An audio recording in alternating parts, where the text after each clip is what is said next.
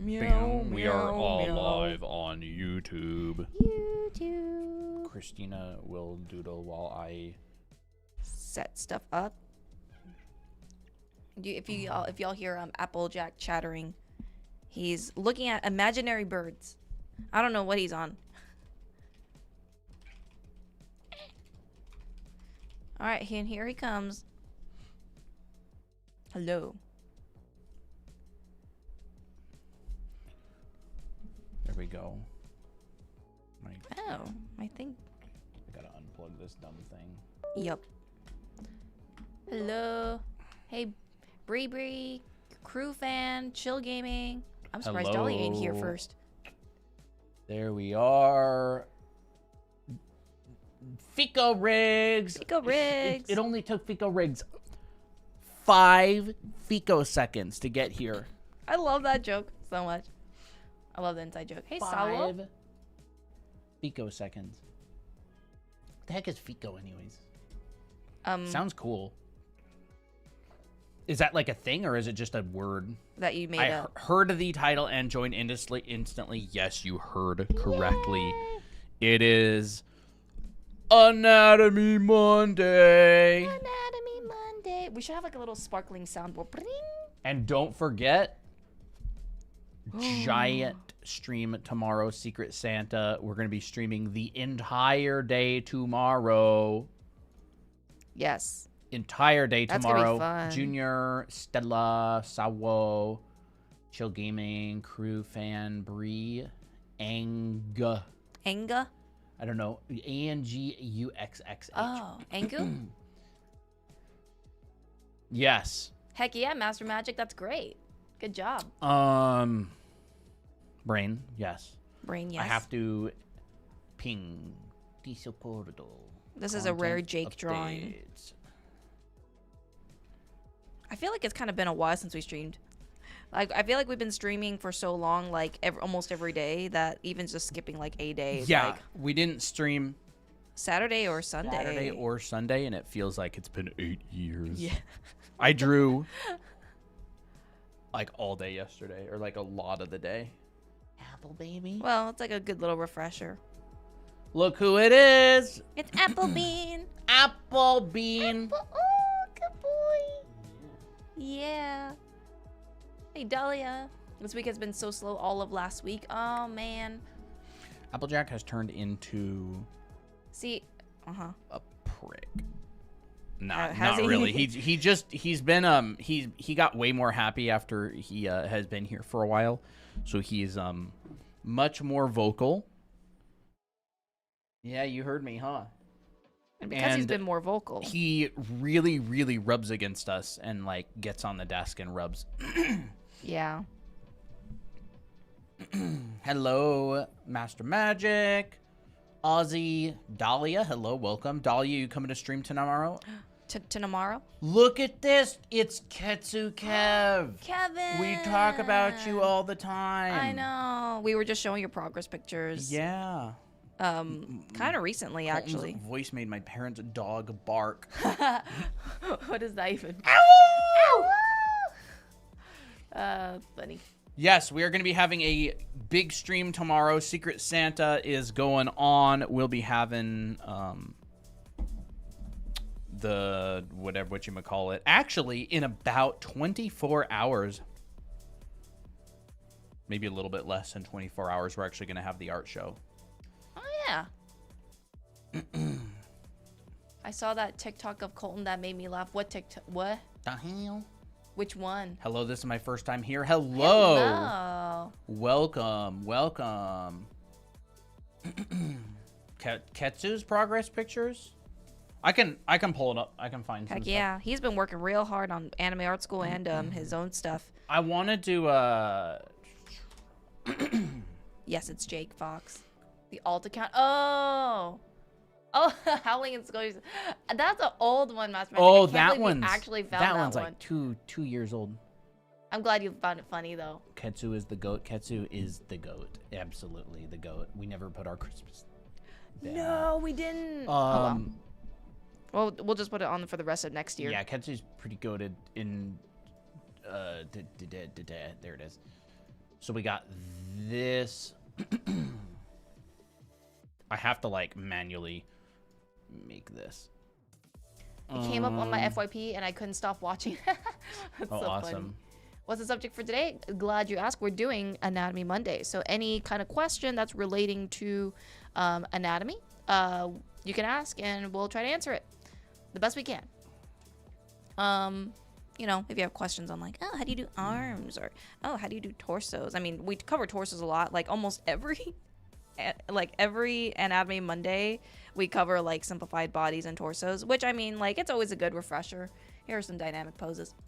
Anatomy, yippee, yippee. I love how you explain anatomy clearly. Thank you. I really try hard to absorb the knowledge and try to explain it, because honestly, I'm not very good at explaining things, so teaching is kind of hard. But please, close up on fingers. You know, never had that question before. I think that would be kind of interesting. Fingers.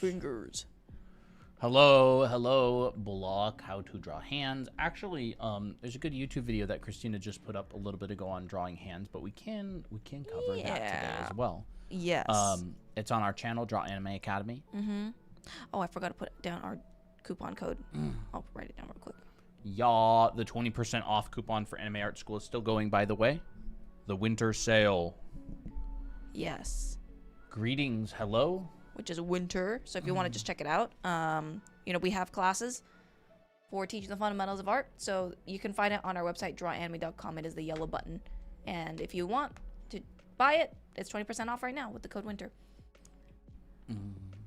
Thank you for these videos. It's helped me with my own manga I'm making. Really glad to hear that. Really glad to hear that. Male arms. Male arms. Yeah. I missed y'all. Hey, Miley. Hey, Miley. How's it going? I don't know. Yeah, I'm glad you're back. Yeah. It's good to see ya. Man, I am so happy who I got for Secret Santa. Like, Bruh. That was a good one. Bruh. All right, we'll cover a little bit on like hands and fingers because those are kind of like blended together. So what I will often do is I will set up my hands like this. I teach this in the video that we just uploaded really recently, but you know, it's a good refresher. And I start this way because, you know, this looks simple enough to draw rather than how do I pose this hand?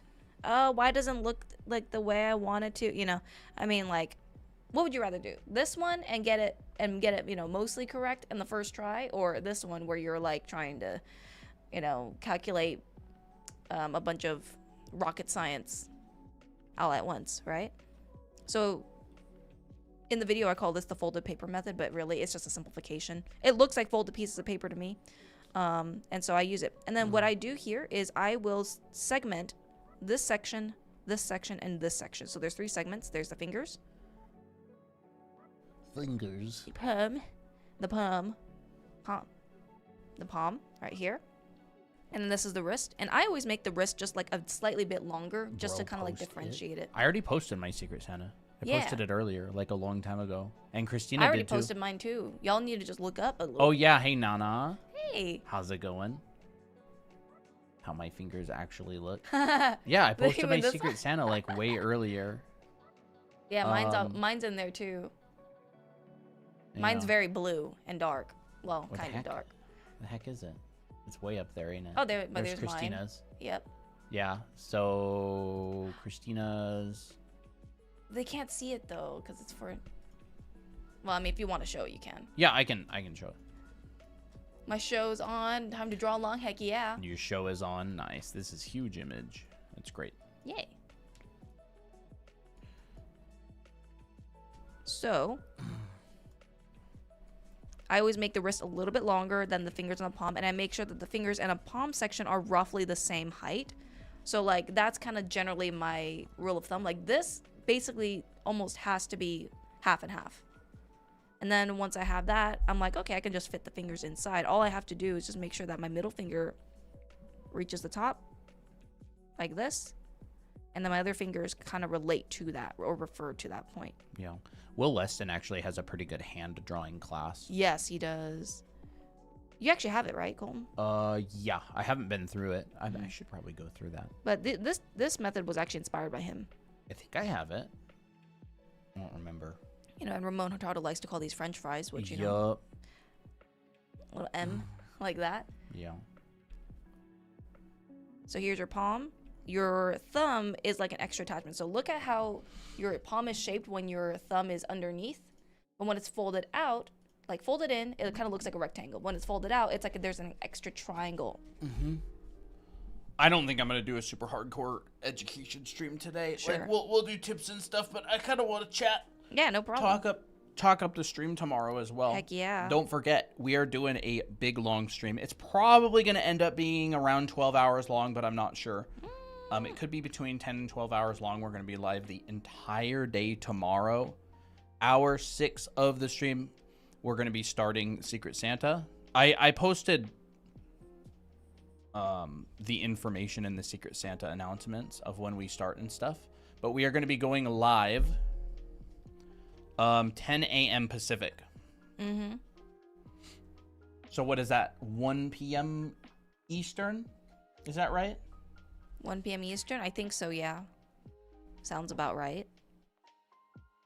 You know, daylight savings is the single leading cause of confusion when it comes to time zones. Because, like, think about it. If it was the same your whole life, or if it was the same all the time, you could just memorize it as a kid.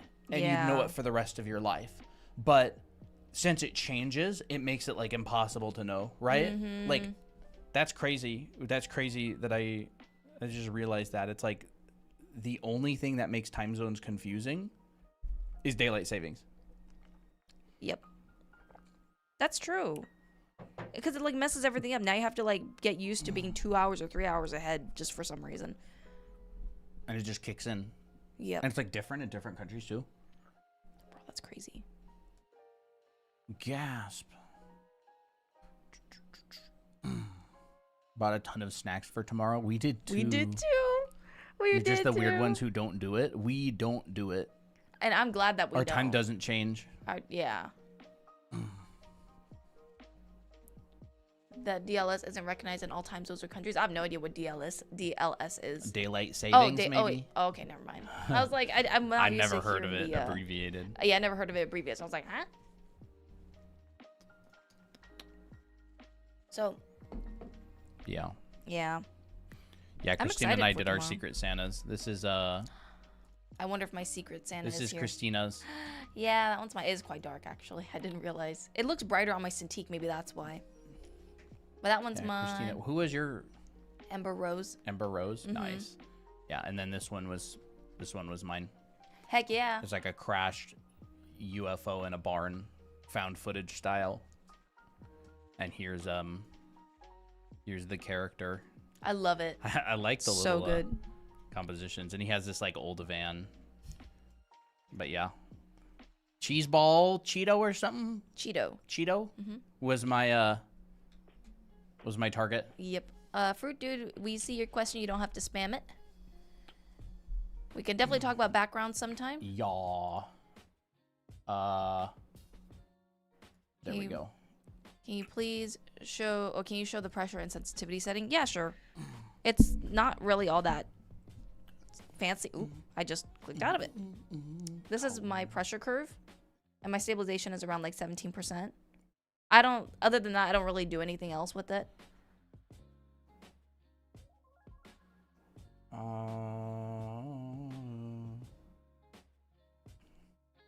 I think everyone draws by sight. Sight drawer. Do you mean like copying from reference? Color theory tutorial? We could maybe talk a little bit about that. Yeah, why not? It's not really anatomy, but it's fun. But this isn't really a legit stream either, so it isn't. We could probably bend the rules a little bit. Yeah, we can bend the rules a bit. Why not? You know. I actually use Photoshop more. It's just Procreate. I just dominantly use for streams. Yeah, I don't use Procreate very much. I'll use it on my iPad when I'm going through like a class or something, but other than that, I use Photoshop almost exclusively. Did a lot of sketchbook drawing recently though. Trying to fill up this sketchbook that I've been like, I need to fill that thing up. Yeah. I feel like sketchbook up should be like a fun challenge. When drawing hands, are there any measurement tips to keep in mind? Yes, absolutely. Generally speaking, it's a good rule of thumb, har har har Har, har, har, har. to make the palm about as long as the middle finger. It's a good starting point. The middle finger is the very top. This is Yeah. halfway. Here's the palm. Now, the thing is, it's confusing because on this side, the palm looks longer, and it actually is. But that is because the palm is actually not like straight on like this, but rather it's slanted. So one side will be higher. But, you know, it's fine to start off like halfway. You can always just change it later. So like basically what your palm looks like is this. You know, that's why one side, so this is the top of hand. Yeah. This bottom. It's wedge shaped. Yeah. And then your fingers basically go through here. So that's why like your palm on this side will actually look longer and actually be longer. Mm-hmm. But on this side, it's like halfway. Yeah, you'll actually see that the palm is bigger than the knuckles. Like the knuckles bend, like it comes out like that, right? Because the palm ends where this webbing of your finger is. Mm-hmm. But the knuckles start all the way back here, see? Oh. That's because of the web shape. Or not the web shape, the wedge shape. And so that I think that messes a lot of people up because drawing the back of the hand and the front of the hand is a little bit different, like where the knuckles are and stuff. I actually need to draw more like knuckle studies because knuckles do confuse me too. Yeah. Like, because they feel like extra. Like here's your knuckle, right? And then your finger comes out. What is that, Ketsu? Can we do a 2,500 challenge for the community? What's a 2,500 challenge? Would you guys ever upload a texture tutorial like Old Stone and Fabrics and such? Yeah, I mean, yeah, there's actually a trick to texture. Ooh. Texture shows up in core shadows and highlights, usually. And a lot of material is actually implied through other things. Like if it's cloth, material is very indicated by how quickly the folds go. Like a thick sweater would not have like really wrinkly folds generally.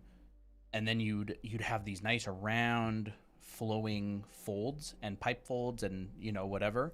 And then you'd get textures in the core shadows and the highlights, but you wouldn't really get highlights on a soft sweater.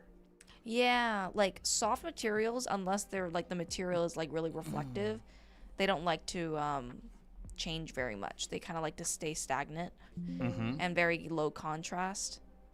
So like here's like the sweater. Here's like a sleeve of a sweater. If I were to draw like really harsh shadows that are really sharp, and I tell you that this is supposed to be like this soft like woolen cardigan, you won't really see that in here. You'll instead maybe see like, oh well, this could be like a puffy jacket instead, which has more crinkles. So like they're very particular. They have like their own personalities and stuff, which I think is interesting. It's cute.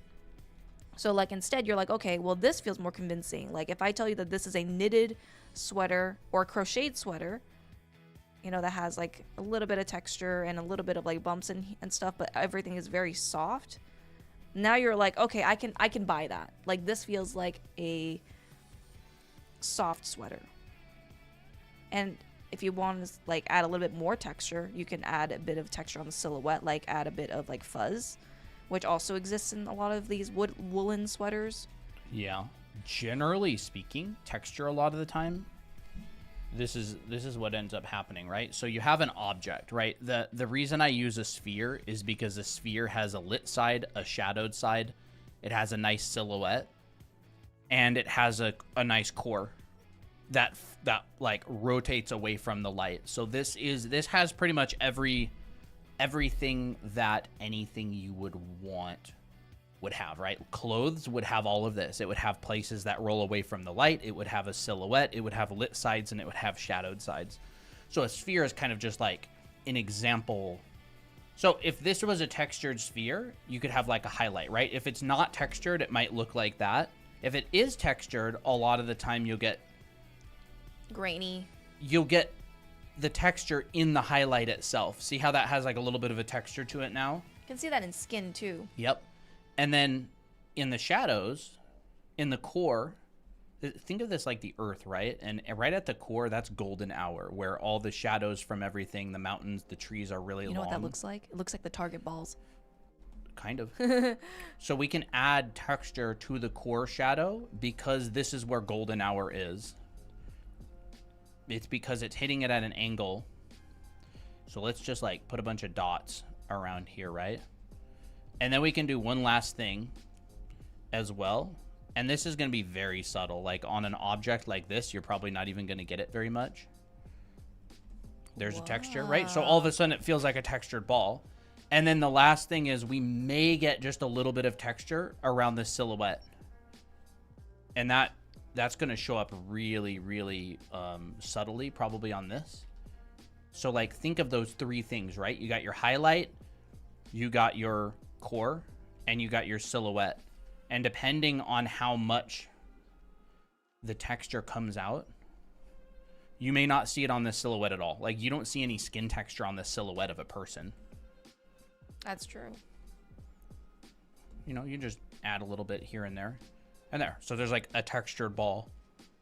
And now like each texture is going to have a different shape, but these zones, this zone, and this zone is where you're going to tend to see texture on anything, especially like when you're talking about clothing and everything. You'll see so much texture like in the wraps. Like sometimes you'll see like this sort of thing going on, like yarn even. Yeah, you'll see this sort of thing going on in the transition between the I know, I have an example where I did a little bit of texture. It was in the onigiri, the basket. Onigiri basket. It logged me out of my ArtStation again. Whatever. I did texture. So I did this shot a while back, right? And there's a lot of different textures in this shot. Like this rock wall has texture. And so you can see that these parts up here are being lit a little bit more by the sky. Because these are three-dimensional objects, right? Like they look like this.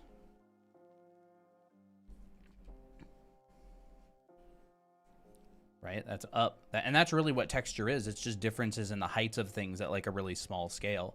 And then I also did texture on this basket. And you can actually see that like in the basket itself, the texture is kind of implied by basically going like, well, what is actually happening here, right? It's like this kind of thing. Like I'm thinking it's going around the surface of the form.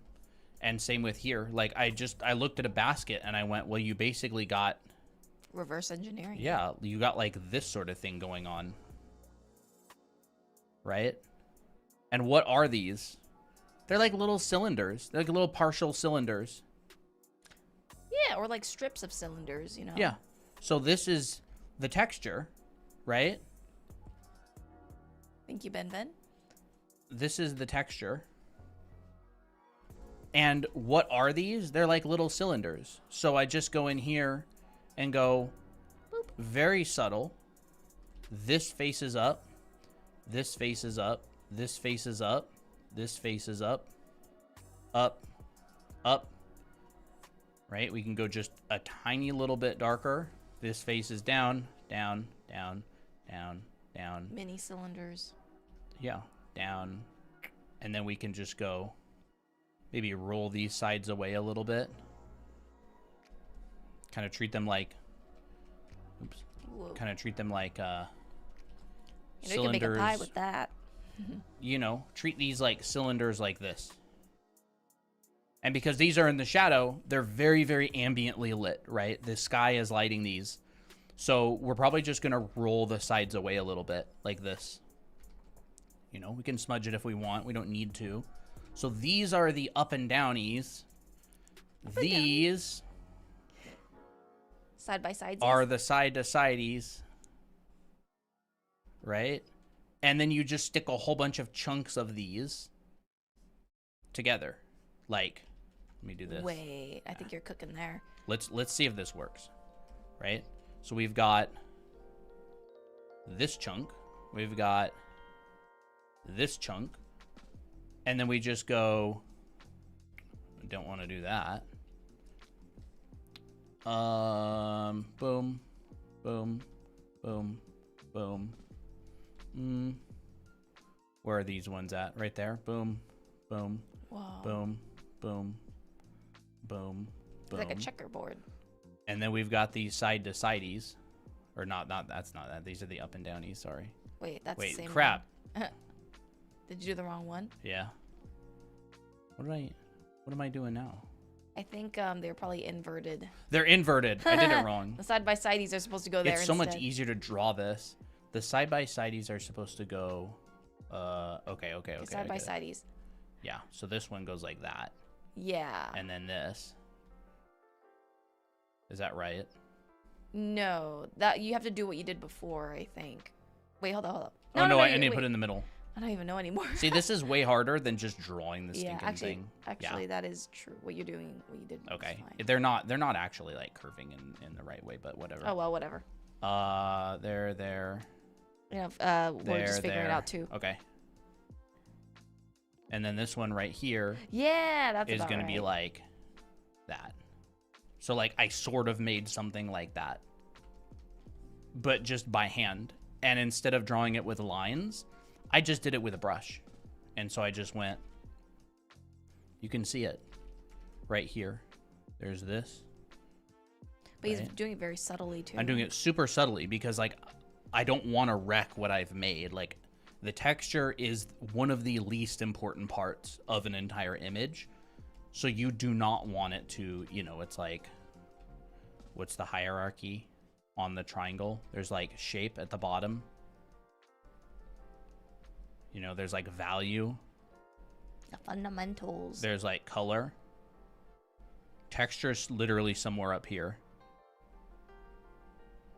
So the goal of this, or I should say the goal of this is to not wreck this. And the goal of this is to not wreck what's below it. And the goal of this is to not wreck what's below it. So my texture, I absolutely do not want to wreck my value, which is this is a basket in shadow. Right? So yeah, that's why I did like that little sphere demo earlier, is because this is the important part. This is the important part. This is the not important part. I don't know how to. So basically, don't over render stuff if it's not the focal point of the art. I wouldn't say it's about over rendering. It's you establish important things in the very beginning, and you don't wreck them later. Like if I were to draw a square, and I want this to stay a square, right? If I go, yeah, this thing's basically a square. But what ends up happening is like these higher parts of the pyramid, like these upper parts right here, and this is really common. These upper parts of the pyramid tend to destroy the things below it. So for example, a square is a shape, right? So everything above that, a value. Okay. If I change the value of this square, if I make it like lighter, it's still a square. If I make it red, it's still a square. But what ends up happening is that rendering like a lot, it'll end up doing this. People will render and render and render and render, and it'll be like this. And all of a sudden, you won't be able to see the square anymore. It'll be like this. And you won't see the square anymore. So I just rendered the square into oblivion when the square is like the most important thing. It's the thing that holds. And it doesn't have to be a square, right? Like it can be anything. So like people will set up like certain shapes like this sort of thing. And then their rendering comes in and it'll be like, yeah, it will and you just can't destroy see the thing anymore. That's where like muddiness comes from. Muddiness is like changing the shapes of things. And so I just want to make sure that when I'm drawing the texture, I'm not doing this, because then I can't see the thing anymore. What is a better platform to showcase your art? Instagram, TikTok, ArtStation? I don't know. To get noticed or create a portfolio. I feel like if you want to get noticed as an artist, I mean, Instagram is pretty popular. I feel like artists take other artists more seriously, I think, on Instagram, personally. I didn't read the question. But yeah, like texture is it's important for showing material information, and sometimes, like for example, like I don't know, a chrome ball with scratches and stuff on it, like that will be the shape. Like I'm not saying that. Like, think about like a chrome ball sitting outside. Like, it's just a reflection of the environment. So all of your shapes are defined by the environment around it, right? If it's a cloudy sky, if there's a tree next to it, you're going to see the tree. If there's a house next to it, if there's a person next to it, you're going to see the person. So that's going to define your shapes. But a lot of objects, the shapes are just defined by the light and the shadow. So the planes being hit by the light and the planes that are not being hit by the light, those like define the shapes that you see. And so most of the time, those shapes, if you mess them up, you can't tell what it is anymore. Mm-hmm. Yeah, this is like the basics of like rendering.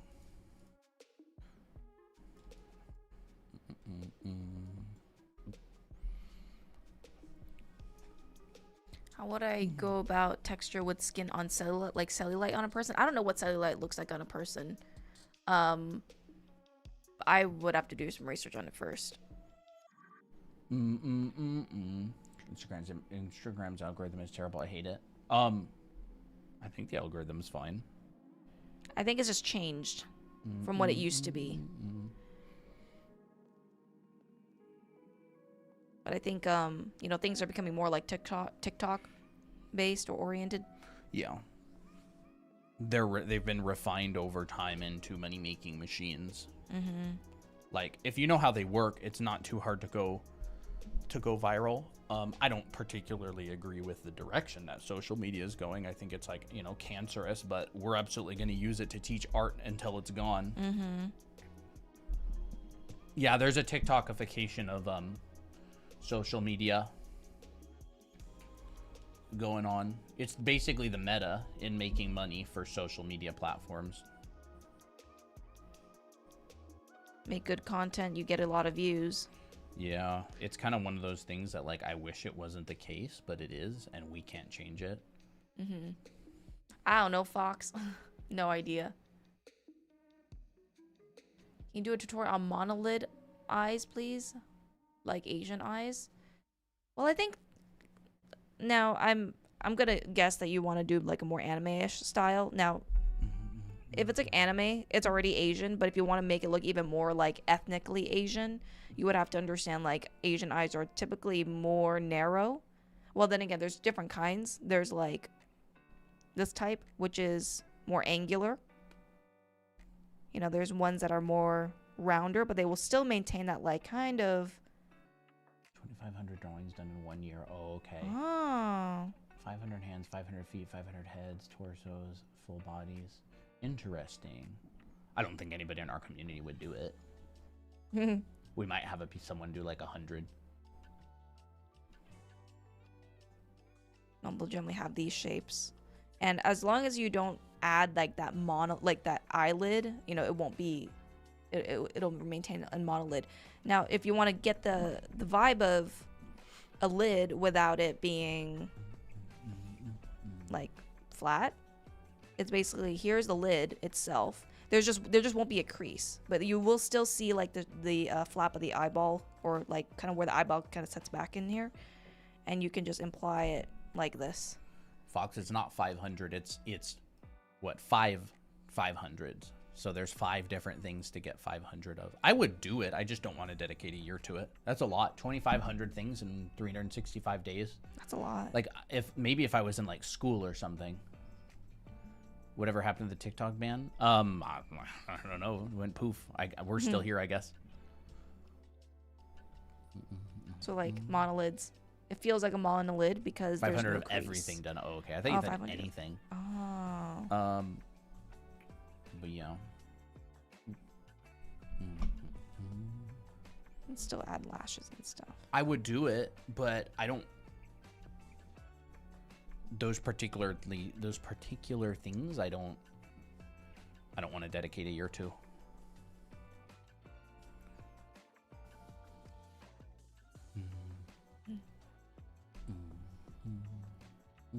Yeah, no problem. I did a whole bunch of heads recently, though. I've done a bunch of anime drawings in my sketchbook.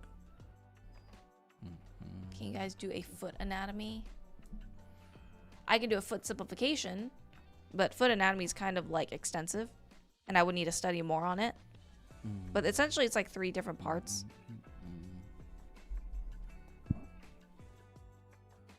Nah, we haven't done a stream where we draw and trade canvases every hour. No, we have not. We were thinking about doing some content like that at some point.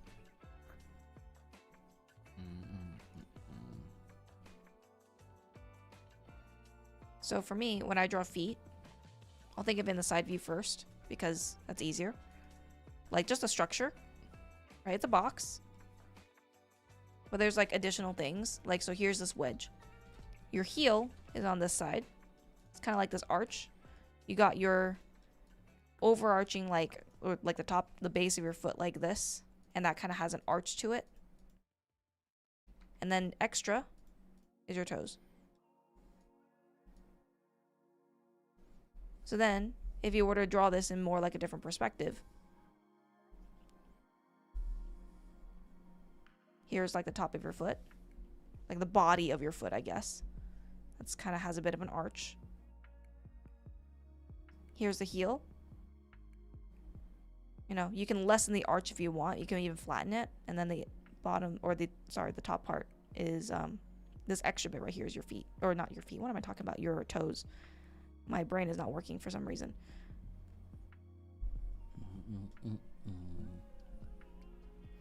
Big stream tomorrow, huh? Yeah. It's gonna be fun. And your toes is kind of like curved. So like if you want to just put shoes on them later, you know, you can just simplify the toe area like this, which is more like to a point. But if you want to lay them flat, it's actually more like an arch, like this.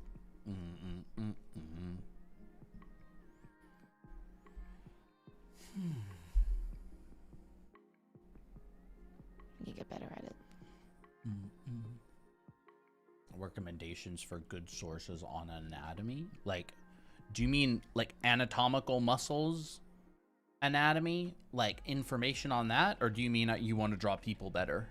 Because those, they overlap, but they're not the same.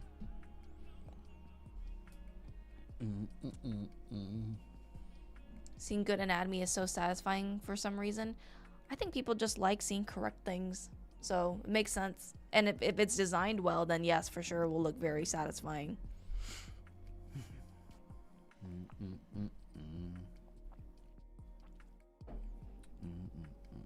Who is going to the stream tomorrow anyways? Yeah, anybody? Who will be there? Who is going to be there? And for how long? Did y'all clear your schedules? Bunch of probably OC drawing tomorrow. That's going to be fun. OC drawing. Tickle Monster, Pancakes, Master Magic. Fico Rigs. You'll be there, you work remote. Sai coming for the full stream. Nice. Nice. Awesome. Ooh. What? You'll have to leave a little early since it's at midnight. Cheese ball Cheeto. Is that wait, is that the Secret Santa that I had? I think I'm assuming that is it. Me. You'll see me there, definitely. Awesome. Yay. Excited. Nice. Luna. Who is?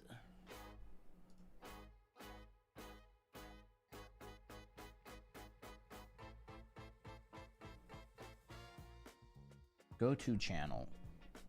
Hmm? Okay. What? Yeah, VO.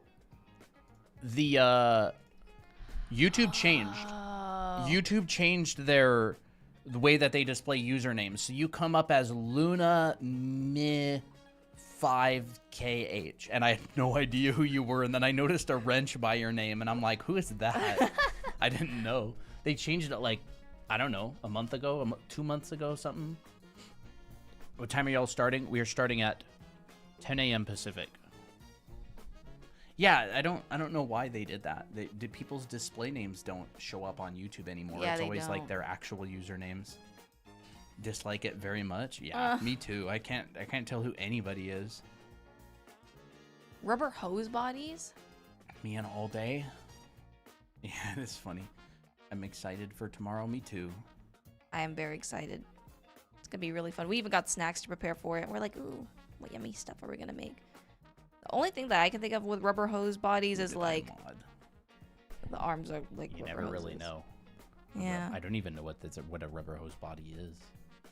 This is my imagination of a rubber hose body because It's probably some specific show or style. it could be. What is Chat, it? what is it? What is a rubber hose body? They said they're quite embarrassed to ask, so hopefully it's not something NSFW. Western old-timey cartoon styles. Oh, Maybe okay. that is a question. Oh, okay, maybe. That's my assumption. What's the stream tomorrow going to be covering, or like what isn't it going to be covering? Like a lot of stuff, like a Monkey D. Luffy. Well, yeah. 1930s cartoons. Oh. Yeah, it kinda like a honestly Cuphead just feels vibe? like it Mickey Mouse. Like Oh, it's like Mickey a Mouse? cartoony. Cartoony, like old type times deal. cartoony. Yeah, it would be cylinders, like curved cylinders, like spaghetti. Everything is noodle, you know, like Mickey Mouse. Okay. Okay. Oh, that's cute though. Yeah, we're gonna be doing a lot of stuff. OC drawing tutorials. We're gonna have a big art show for Secret Santa. That was fun.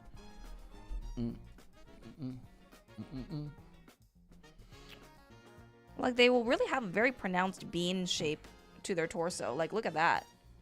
And their bodies are going to be like actual tubes. So like you won't really see a lot of harsh edges.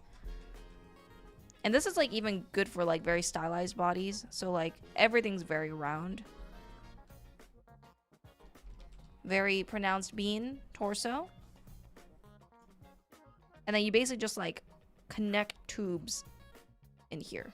So you won't really actually see like any anatomical connective, I don't know, tissue connecting this to like the pelvis. It's just like you just stick tubes into this thing, like Mr. Potato Head kind of vibe.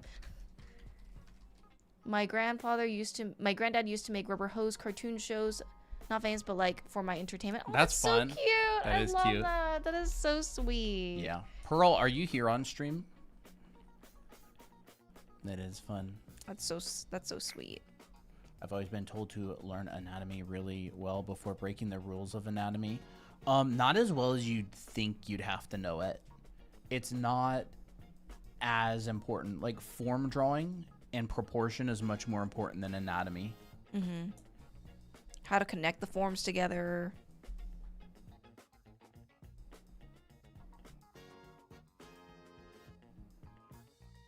Yeah.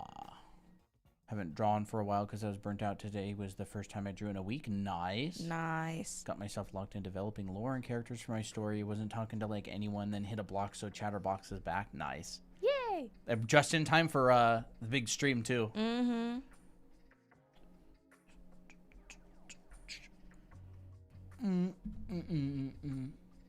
Yeah, anatomy not actually as important as people think. Yeah. It just looks fancy. General volumes is much more important than like specifics. Like character artists, not super anatomically they don't know anatomy super well, a lot of them. Some of them do, but a lot of them don't, and it's like your general volumes and dimensional drawing and proportions is super important. Mm-hmm. And this isn't like crazy, you know, elite level information or something. Like they all say it. Go like talk to any character artist, like any professional artist. You know, you can talk to any of like the Blizzard character artists or anything. They'll like, most of them will be like, yeah, I don't really know anatomy that well. Mm-hmm. But they know the shapes and they know the forms. Yeah, like they've taken a number of anatomy classes for sure, but it's not like, you know, doctor level anatomical stuff. It's like very much dimensional drawing, proportion, and design with like a basic understanding of anatomy and volumes. Makes it much more approachable, because like a lot of beginners think they need to learn the heck out of anatomy. Well, it's like a rabbit hole that Yeah. can be a trap. You just don't. You don't need to know anatomy that well. And not only that, most of the time you're not even drawing naked people. You're drawing people who are wearing clothes. So you're just getting basic volumes underneath.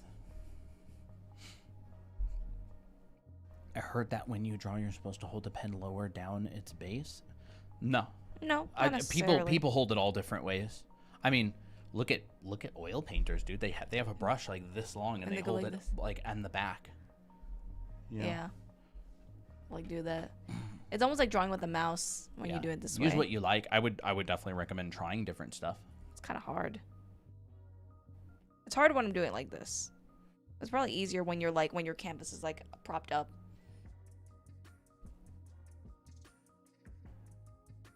Tips for doing character design. Shape language definitely is important. Learn the proportional system, and then you tweak it and modify it. Like it's definitely similar to other design, which is like it's all shape based. Do you ever feel like you forget how to draw? Wait. Do we ever feel like we forget how to draw? Yeah. Occasionally. I'll feel that way sometimes. Yeah. There's certain things you don't forget though. Mm-hmm. Like there are definitely up days and down days. What was I saying the other day? That it was like when you have a down day or a bad day, like it's not like you forget how to render a sphere. Yeah. It's like if you learn the fundamentals, you know that there's a core shadow on a sphere. Like no matter how bad of a day you're having, you don't forget like basic things. You may your hand may be like, I don't really agree with you today, and I hate you, and I don't even know who you are. But like there's certain fundamentals that's like, you know, if you learn perspective, like you won't forget what a vanishing point is. You won't forget whether something's above or below the horizon line. You won't forget that like you can simplify the leg or the arm into a cylinder. So I would say like the more you practice and learn foundation, the less up and down the skill will be from like a day-to-day basis. I don't really know how to explain it very well. Well, I think like as you get better, it's not like even if you have a bad day, it's not like catastrophic where like your skill will hold up. Yeah. And it's totally normal. Like it's something that's also outside of your control, so it's not really worth worrying about, because worrying about things that are outside of your control is like one of the best ways to be miserable. Mm-hmm. So like, you know, focus on things that are inside of your control. Like you can show up, you can try. Yeah. You guys have any tips learning to draw faster? It takes me forever to render a full piece. Where's that? There. There. A lot of it is simply just going to come from repetition, but fast generally has like less wasted movements. Yeah. Sometimes, like if it takes a long time to render, you may be going into detail too fast rather than like thinking about the holistic image. Like for instance, if I were to render this figure, I had to figure out, where's my light source, for example, like what vibe is it, and then I'm gonna block out my shadow, but using like large shapes, for example, like my shading's gonna look like this, you know, in a nutshell, right? And actually, I remember there was a book that one of our from a teacher that we were taking. He let us borrow a book on painting, and they were saying how shadows is like the core of your piece. Like this is what like holds it together. So if you don't have your main shadow, everything kind of falls apart. It's like, this is like your grounding point. So like once you've established like, oh, this is my light versus this is my dark, now I can find like other transitionary areas. So like you separated your light and dark, and this is what Colton talks about a lot, where it's like separating your values, where it's like you have your very lights and your very darks, and then you like split that into like, okay, well now, you know, here's my mediums. So I'm gonna then turn this into a medium tone if that's what's required. And you're like just kind of transitioning those areas. Maybe you're smudging this a little bit more to like make the transition a little bit nicer. And, you know, once you're confident in that, everything else kind of just like is smooth sailing from there. But I wish I learned, I wish I was, oh, I always thought I wish I learned to think bigger first, because, you know, it's just so easy to go like, oh, but, you know, here's the pecs, and oh, well, here's the abs, and okay, well, now I gotta like noodle a bit, and I'm focusing all like so much on these pecs, but like the rest of my image is just like not there. So it's like you want to try to work in a way that gets broad strokes and good overall like level of finish through all like parts of your illustration, if that's what you want to do. How did you learn to draw boxes like that without effort? Draw a bunch of boxes. Yeah. But you probably want a better answer than that. So, two things. Sorry, I have to set my tablet back up. Do a bunch of boxes in 1, 2, and 3 point perspective. 2, 3 point, right? And I mean full on, you set up the horizon line. Come on. You pick a vanishing point and you drag lines out of every single one, right? You can start with, say, your front side, and you can drag lines to it like this. I haven't drawn any boxes today. I'm really sloppy. But they're all, the lines are correct. Right? Draw through. Make sure that your lines are connecting. So when I say draw through, I mean draw all of the lines of a box, right? So this would be just like basic 1 point perspective. So this would be 1 point. Nobody is above this assignment, by the way. People will go, I know perspective. You probably don't. You probably haven't done this enough. If drawing in 3 dimensions is not incredibly effortless, then you probably haven't done this enough. Mm-hmm. Heck, I need to practice it more, and I've been working professional for almost 10 years. And there's 1 point, do 2 point, do 3 point, and do like 25 scenes with like 10 to 15 boxes each. So boxes and scenes. And then go to 2 point and do the same thing. And do the same exact thing, right? You make a horizon line. I don't really care if you do it freehand or not, right? So these vanishing points are 90 degrees apart. So if we want to pick a comfortable cone of vision, 45, maybe something like our circle would be about, this big. Is there a specific place our vanishing point should be? Nope. It depends on the rotation of your box. So, for example, the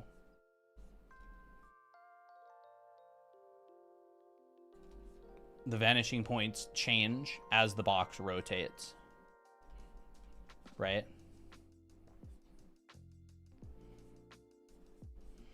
So if you trace these back to a vanishing point, that one's way over there. This one's right here.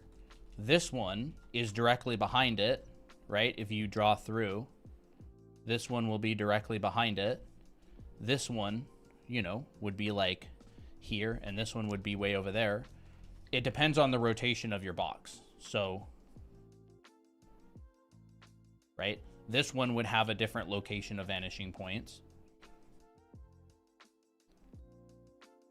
This one would have a different location of vanishing points. So it's like the answer is kind of yes and no. Like they can there's rules behind where they can be, but it's much more influenced by what you want to show. Like, what is the rotation of your box? So, and that kind of leads on to my second point, which is, this would be like the technical perspective part, right? You're like, your vanishing points come out and your lines come out. You just like do this really quick there, right? And you draw in like 1, 2, and 3 point perspective, and you do the same thing. You do like 25 scenes with 10 to 15 boxes each. It's just like, you know, your homework. And this is like the technical part. And then there's also the intuitive part, which is just getting comfortable drawing boxes at like different angles. This would be like Cren's cubes assignments. This would be like, you know, rotating. Let me like shrink this down and say, we'll pull a box and we'll rotate it up like this. And then we'll take another box and we'll rotate this one, you know, up. And we'll take another box and we will rotate it up. So like this to me is more of like an intuitive assignment that helps with being able to like feel what something should be kind of instinctively. And eventually what happens is the intuitive side and the technical side, they become linked together. So you can draw something intuitively and then check it by understanding like, okay, where's the vanishing points? What camera lens am I in? What's my field of vision or my FOV? You know, and then there's also like 1 point perspective only works to up to about a 50-degree cone of vision before it starts breaking and you start getting weird distortion. Mm-hmm. This one works to like about a 60-degree, right? And so does 3 point perspective. So if you understand what this means, then you know when to start doing other stuff, right? So like, for example, if you want to use 1 point perspective, but you want your field of view a little bit wider, it might be better off switching to just a simple little bit of a curved lens, right? Might be better off just switching to a little bit of a curved lens, like a 5 point perspective, because you can just see a little bit more area. It's almost like using perspective to work for you. Yeah. So you go, I'm going to do 1 point perspective, but I want to see more than 50 degrees. So I may just go, I'm going to switch to a fisheye lens. And so this is basically the fisheye lens equivalent of 1 point perspective. So these are going to be slightly warped. You know, maybe you're in like a city, like looking down the road, but you want to show a lot. Oh. Without it feeling like it's breaking. Yeah, without it feeling weird. Like maybe you've got, you know, something above you, you know, and there's like something down here and it's going up and away from you. You know, maybe you've got like cars on the road, right? Like here. So it'd be like, I don't know. Huh. You know, maybe some sort of like cars or something down there. So like this is basically 1 point perspective, but because I'm seeing too wide of an area, I switched to a fisheye lens. So that would be like the technical side. And then you can do just like a really quick sketch. And if you're like, I'm not sure if this is the right size, you check it. And doing exercises like that over and over and over, that's how you get good at drawing boxes. I see this all the time in anime, by the way. They just switch to a slightly curved lens. Interesting. And then if you want to like, so how to apply those to bodies? What I would do is I would do a bunch of figure studies, like get a bunch of poses from whatever reference that you're finding and break them down into boxes, like literally try to find the box in the bodies. So like when you are looking on the side of a body, you see like you can kind of see the edge of the rib cage, or you can kind of see like, oh, this is the side of my body versus the front of my body. You know, where does the front and the side end? Like, you know, are we looking up or down at this part of the body? Right? Yeah, exactly. But like again, that's a, you know, it's like, it's kind of like saying, like, this is like flight school, right? This is like the basics of flying like a Cessna, one single engine airplane. And then the student goes, like, how does this apply to like shooting down enemy fighter jets? And it's like, it does, but it's like a pretty big assumption that you can do this really, really well. However, applying it to bodies is basically just the same thing. Like you know, you connect these together.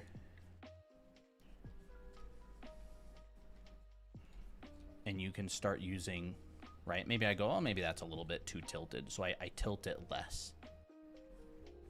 So it's like this instead. You know, and maybe we come up and there's the 3-finger gap. Right? Maybe this leg comes out. Maybe this leg comes back. You know, I remember when I was drawing bodies like this, and I would always get confused, like, well, but if my pelvis is in this direction, shouldn't, like, my legs also be in that perspective? But not necessarily, because your legs are, like, individually moving on its own, too. Yeah, your legs got a lot of wiggle room. Right? Maybe this comes back. And so, like, this is a pretty wide lens right now. Like, I'm drawing in a pretty wide lens. Like, you can see that the convergence here, you know, is quite a lot. Wide equals large convergence. Long equals not as much convergence. Yeah. Yeah, in layman's terms, like a longer lens, things get smaller slower as they go away from you. It's like this.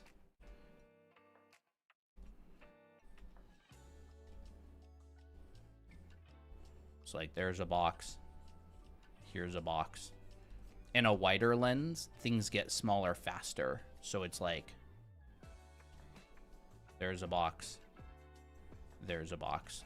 Like you'll see that like these two boxes, you know, set A and set B, their convergence is different. Like here's box 1 and 2, and here's box 1 and 2.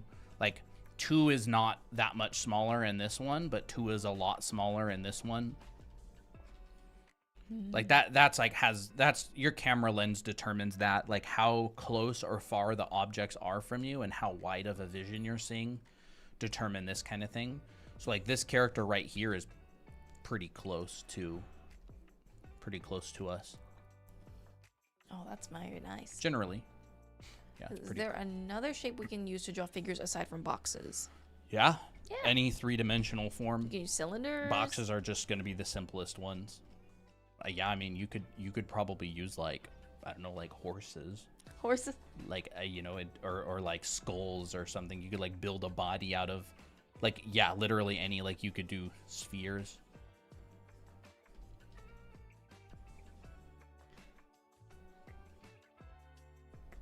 It really is like sculpting.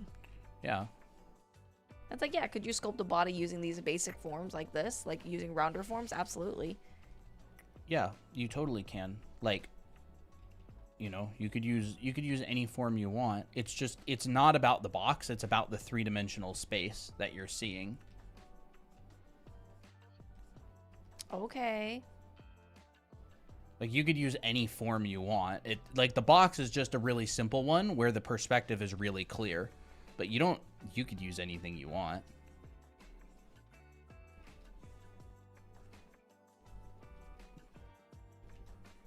Now I need to try drawing with more rounder forms.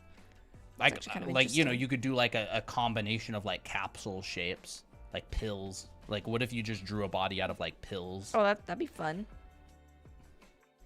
But like if you draw a box around this pill, like the box is, it's really, really, really easy to understand a box in perspective. And like it has very defined edges, it has very defined corners.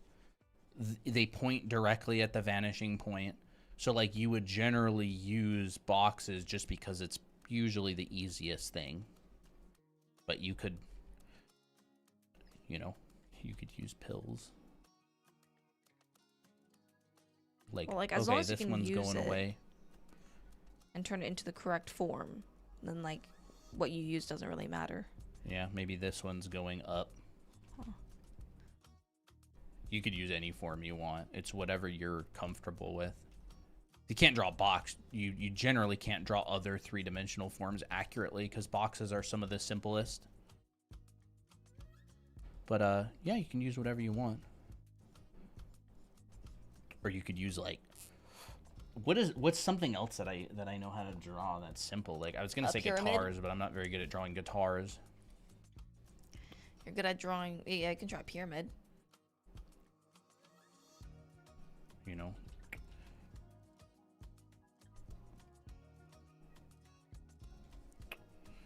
I don't even know how the heck I would. Construct a body with that. There's like a rigging for like a 3D model. Don't they use like little diamond things or something? I think so, yeah. I mean, you could use cones for chibis. That's what I use sometimes. Mm-hmm.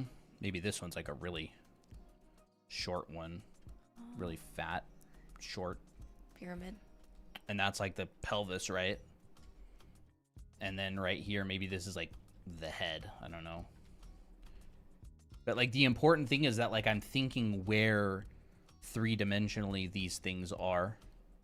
Like this is coming down. This would be maybe coming back.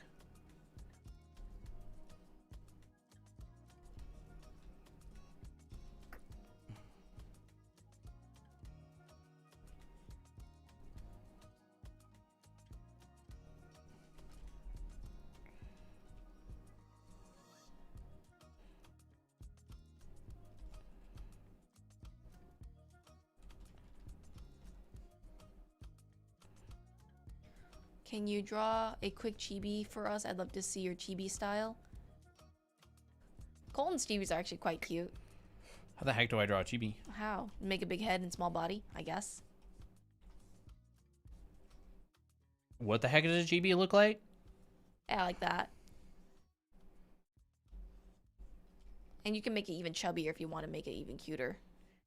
You mean like this? Oh, well, like, I mean, like, taking that original form and then just, like squishing it using the transform tool. Oh, you mean like this? Yeah, like squashing it like that. That's like a very chubby chibi. I guess. And then the head is like... Head's like very round. Like basically, it's basically a circle, but the bottom is like very flat or just like really squished. Like that? Yeah. Yeah, that's good enough. If they look like this? Yeah, that's pretty good. Yeah, like that. Very big eyes. To like eye size ratio. You don't want me to do like a... Oh no, that's good too. You can do that as well. But I think actually smaller for this chibi, I think smaller eyes would actually look pretty cute. Lower? Lower. Probably like this. I would say like chibi expressions and proportions are very like extreme. Actually, I like my little... Yeah. We actually have a chibi class, by the way. Yeah, Christina's good at drawing chibis. I don't really draw them at all. Chibis look suspiciously close to baby anatomy. I think it's because it kind of is. Yeah. Very similar. People interpret babies as cute, so they kind of make... I would even make chibis. the chin even shorter. Like shorter? Just like cut that off. Yeah. Okay, that's better. The longer the face, the not as chibi it'll look. All right, we're gonna do this instead. Oh, that's cute. I love it. What are these? Other than Miki or Abby or Ray, who's the next favorite Drawing Me Academy character? I think June. June or Tira for me. Or actually, Miko's pretty cute too. You know, I would say Miko. Miko's probably my next. But I love June and Tira. Who asked that? Fox. Mmm.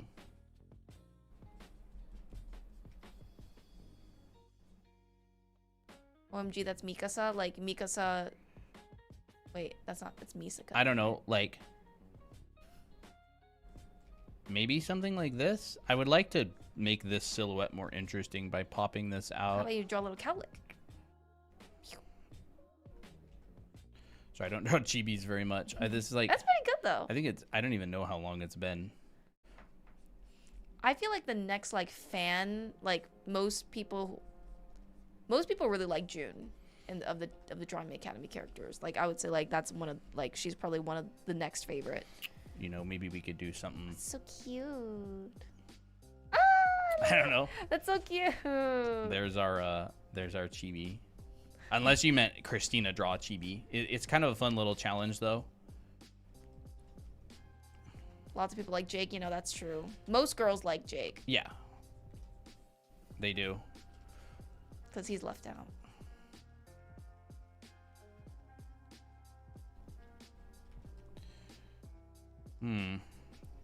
I love it. There's the chibi. It's adorable. I don't actually really understand what's going on here. You can make her legs thicker if you want. I mean, if you want to go for that vibe. How about I do this? They're like really thick cylinders. Oh, that's good. That's heckin' cute.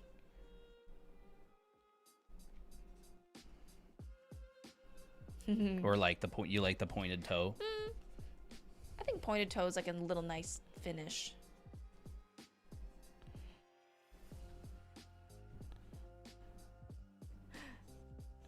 I'm still waiting for you to fulfill your promise on adding more male OCs. Yeah, we haven't thought about the male OCs yet.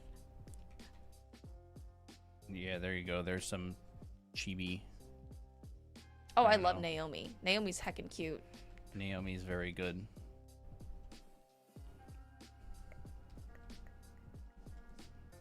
That's a lovely chibi. I feel like pyramid people are more like, they kind of look like robots. Kind of. Looks like, again, like kind of like rigging of like a model. Yeah. That's interesting. Anyways, I don't know what Christina's up to. Oh, I don't know. I'm not. I was trying to follow along with your little fisheye thing. I mean, the way I draw chibis is like really round head. Draw it with the middle finger. What about that? Rude. Rude of the chibi. Yeah. How do you draw chibis without making them look like a child? It's, you basically have to understand that chibis have the proportions of very young beings. So you kind of have to fight that by injecting things that make things look older. Yeah. It's like they look like children because they are basically children. So you basically have to take what makes someone look like an adult, which is mostly proportion, by the way, and you re-inject that. But like what I would do is to make it more like an adult, I would be like, is this an adult character that's chibi-fied? If so, then, you know, you can kind of suspend your reality. You know, like the Hulk with a giant head is chibi. Because he has That's that kind true. of proportion. Yeah, He's got that's like true. that proportion. But the Hulk doesn't look like a child. Like, if I were to make this more of an adult, then I would just add things that make it more adult-like, but, like, still kind of try to keep the chibi proportion. Like, maybe I would make the body a bit longer. Maybe I would define, like, the neck more. I would define the chest more, right? But it's still, like, got that, like, cutesy vibe because it's a big head, right? And then, everything is kept relatively simple. High heels generally feel like are more mature. It's like giving a lot of context clues as to saying this is not a child. So you could even express it with smaller eyes or lipstick or makeup. Oh, Fox, I saw your Secret Santa. It's super cute. The one that Sofa Pop did for you. It's super cute. Oh. Let's give her like a little dress. Yeah, That's also more I'm just straight mature. up spoiling everything. I don't care. I'm just gonna be really happy gonna today, glance. and I'm also gonna be happy tomorrow. I love that. I'm gonna be happy twice. It was adorable. Yeah, it really is. Right, like this feels like a chibi that's an adult. Because it's got a lot of aspects to it that's like, oh yeah, adult, adult, adult. But the problem is, this is the issue, right? When people make chibis look like adults, you add adult features to them. Yeah. And you go, oh, that's an adult. But then you just get a bunch of people that say it's a sexualized child. Yeah, I know. So it's like, there's really no winning. winning. People complain either way. Like, oh, why do you only draw children? And it's like, well, then you add more adult features. It's the proportion that makes them a chibi. Like, literally. So you just got to pick and choose what you're going to do, right? Like, most people will do, like, really cute, almost like Animal Crossing or something, right? Mm-hmm. But it's kind of this push and pull of what makes a chibi look like a chibi and what features do you want to keep. Yeah. What's your favorite proportion of chibi, like 2 heads or 3 heads? You know, I don't necessarily have a specific vibe. Like, I mean, I guess, like, if I were to, it depends on my intention. I feel like I generally draw chibis that are more like 2 heads tall, 2 chibi heads tall. And I say that because each chibi is kind of relative in their head size, like to head to body ratio. But like for me, this feels pretty comfortable. Like if I just want to draw like a bog standard chibi, like the body will probably be about the height of the actual head. Like that feels pretty comfortable to me. But sometimes if I like want to add a bit more, then I'll probably go closer to 3. Just really depends. You two make everything look easy to draw. Thank you. We draw it a lot. And I feel like proportion is actually what helps. Proportion to dimensional drawing is what helps making things easier to draw. Because everything else is just like adding on top of that skill. Like if you can draw forms confidently, if you can combine those forms confidently, and you have good proportion, then like everything else is just nuance, like kind of tweaking things here and there, you know? I don't draw chibis at all. A lot of chibis won't really have a neck. They'll kind of just like look very blocky. If you do a chibi with a really long neck. That would go against all chibi nature, but I'm going to try it. A really long neck, huh? Like this? Oh no. Oh no. That's horrible. Is that what you mean by long neck? It is now.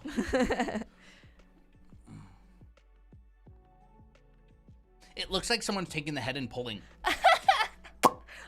And it's gonna like pop out. It's like the in-between before it actually pops off the head. That's wild. Creature design. Yeah. Giraffe chibi, yeah. Well, let me actually turn this into a giraffe. Then it would actually make sense. Giraffe-chan? Hello. Wait, do giraffe things look like this?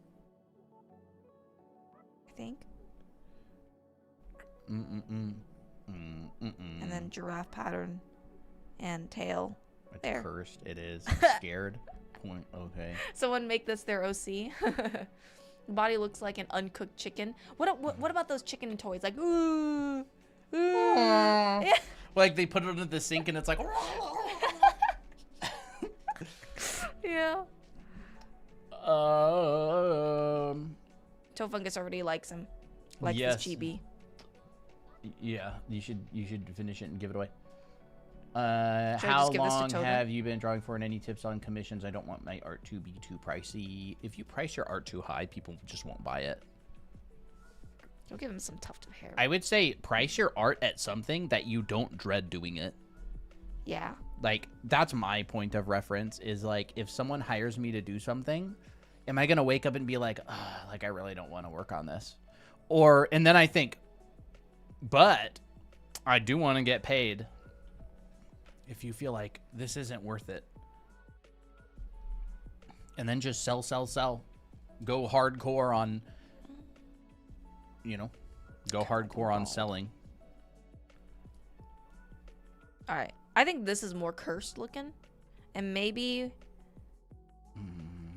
Maybe we won't have the giraffe. Maybe we'll just keep it like this. I think this looks more cursed without these features. Because you're like, what is this supposed to be? All right, Toe, you want him? I'll give him to you. Are you coloring? Oh, so it's what if it's just like skin color? Is it just the whole thing is like skin? No giraffe at all. No belly button. No belly no button. He's just a anything? creature. Give him toes. Toes? I guess yeah, toes. would be Fine. good. I'll give him toes. Like what kind? Like actually like very defined feet? Like bro. That's good.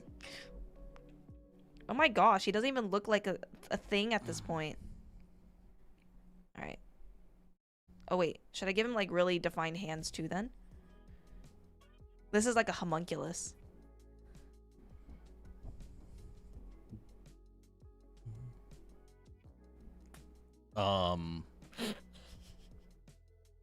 Okay. What do you think, Toe? Realistic toes. Looks like the Toys R Us. The Toys R Us mascot. Yeah, that's pretty good. Is that? I think I vaguely remember something. Add some hair so he's like a hobbit. Okay. You know, I know that Toefungus likes gross stuff, so crusty stuff. Oh, it was a giraffe. Yeah. I don't remember Toys R Us, bro. I never really went there. We lived in a small town. We didn't have a Toys R Us. I had a Toys R Us. Toys R Us? Toys R Us. All right. Would you like me to color this or leave it up to you? Toe. Maybe I'll like color him a bit. Oh, this makes me uncomfortable, bro. Yeah, that's the point. He's not. What is this species? The okay, there's like the humps, right? Humps. And then there's like, and then there's a giraffe human. Weird. What's its name? Yeah. The Wheeze I Wuzzed. Let's call him Wuzzby. WHUZZBEE. Wuzzby? BEE. Wuzzby. There's his name. Thing in my lore now. Do it. Do it. I love it. All right, here you go, Toe. It's yours. When it's love at first sight. This is what happens when artists use their free will. It's marvelous. Wuzzby. Can we get some W's for Wuzzby? Wuzzby. Looks like my little brother. Wow. Oh, it's funny. That is funny. Yeah. All right, well, we just created an accidental OC because Colton was like, how about you give him a really long neck? Yep.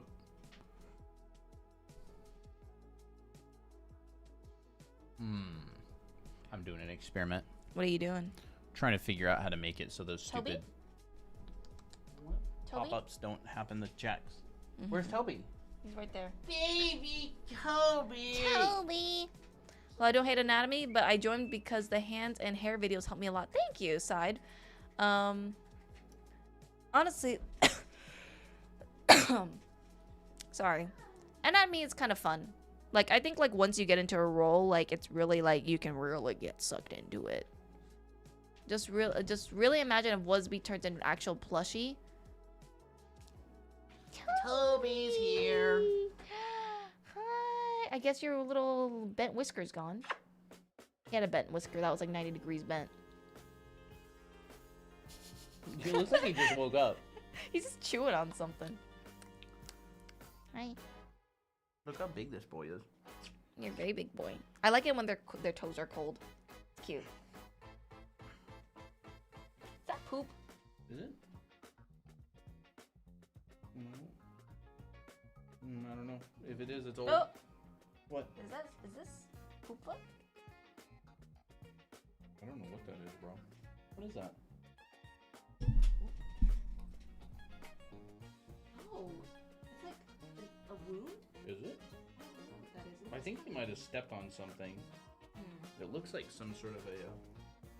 we'll keep an eye on it. Yeah, we'll keep an eye on it. We've been doing good. Do you guys have any favorite animated shows? He hasn't been licking it at all. No. Maybe he did just step on I something. think he stepped on like a gunny. something. Gummy. Look at My him. favorite animated shows are kitties. Yeah, watching the cats. Yep. Getting kneaded. Get kneaded, Toby.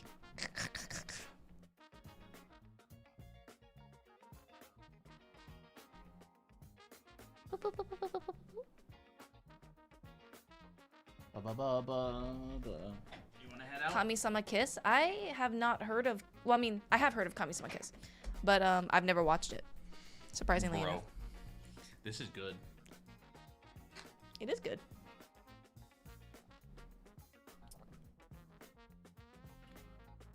I love it. Just accepts that. Oh, we've conditioned him.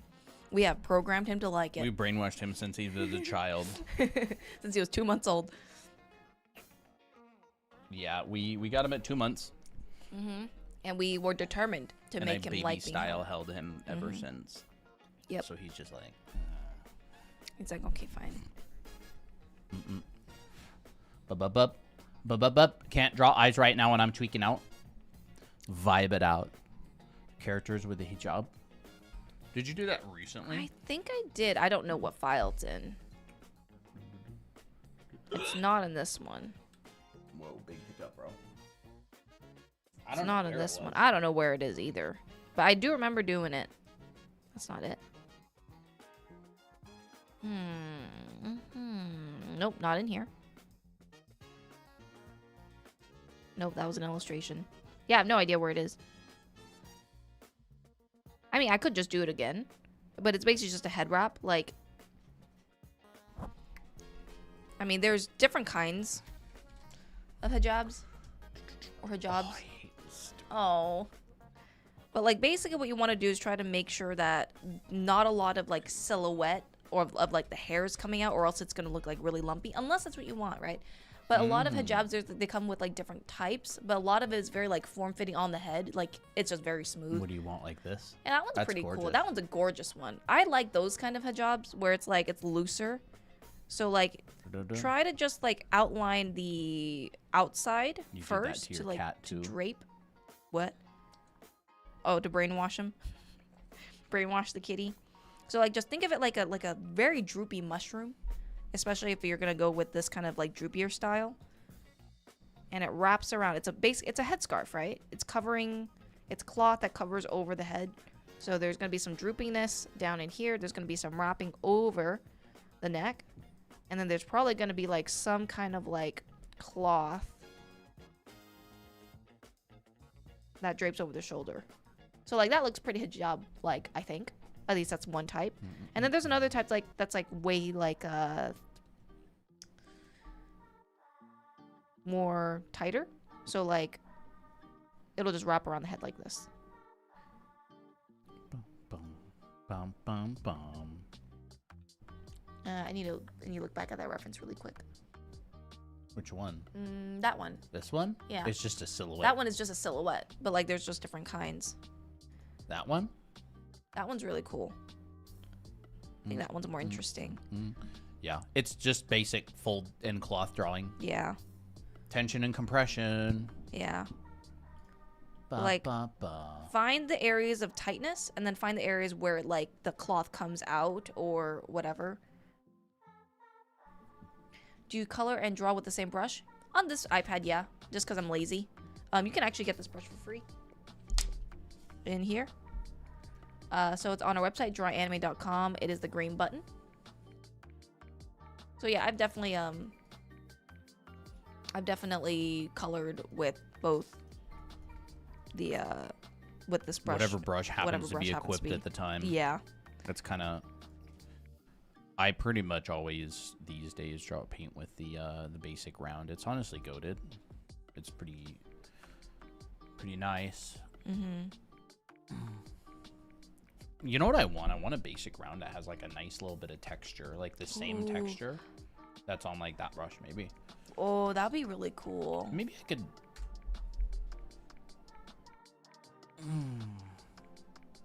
Maybe I could like try it. I just realized I didn't really cover like the in-depth part of fingers.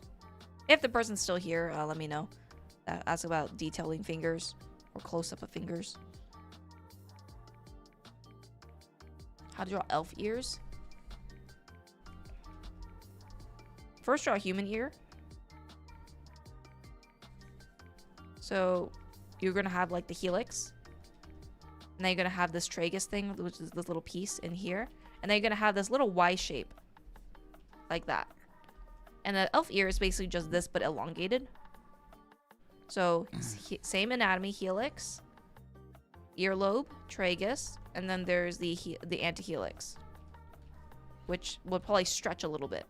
But, you know, I would say look up your own reference or of the particular style of elf ear, because, like, maybe it's a bit more subtle. I mean, sometimes I've seen elf ears where it's just very subtle like this, where it's just the same ear, but, like, only slightly pointed instead. So it really just depends. I'm not the person, but I'm interested in finger details. Okay. Most artists don't draw these lines. At least I haven't seen a lot of people simplify that. What lines? These kind of like wrinkly lines here. Oh. I've seen people draw and indent the box. Like, so for instance, if you were to draw fingers,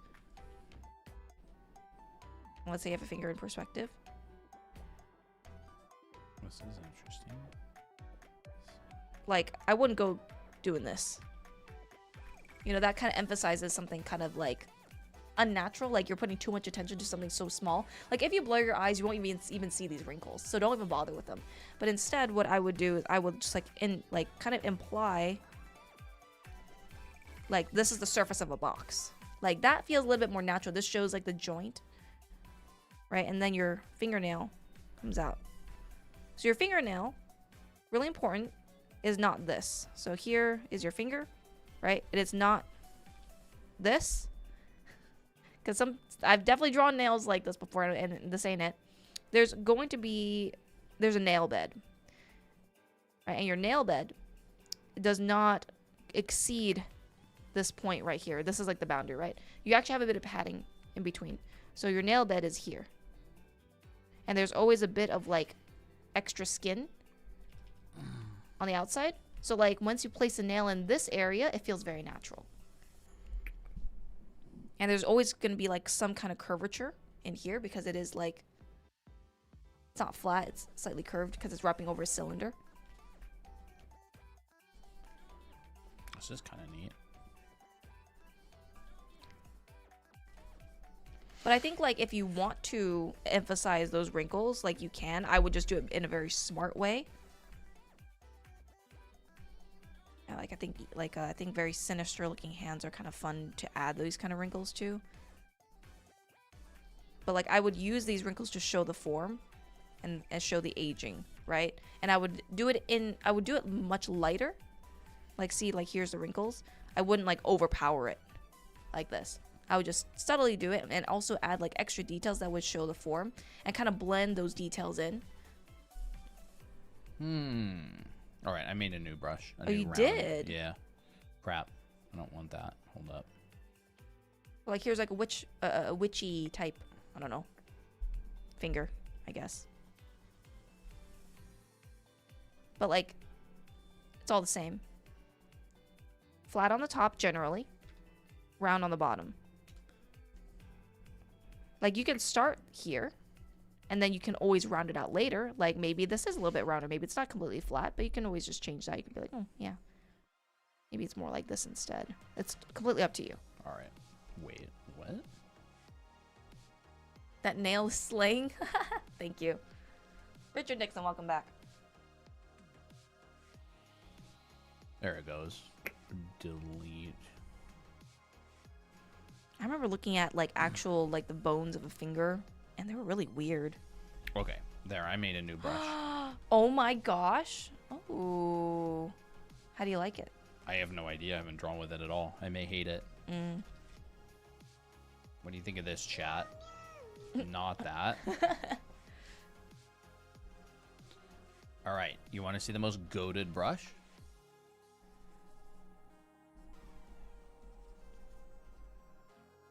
This is it. And you got like a little bit of cheeky, little bit of texture in there. Okay. Okay. Oh. Okay. Send brush, please. I need to try it. I want that brush. You want to post this in resource share? If you want. I fixed my handle, Vio says. So now she is the Master Vio.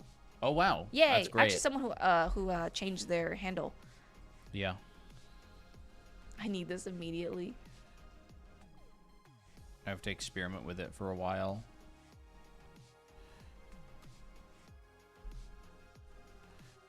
Yeah, like, I would say if you want to try, like, if you want brushes that you really like, you just got to kind of make your own. Like, finesse them and figure out what you specifically like. Different people like different stuff. Mm-hmm.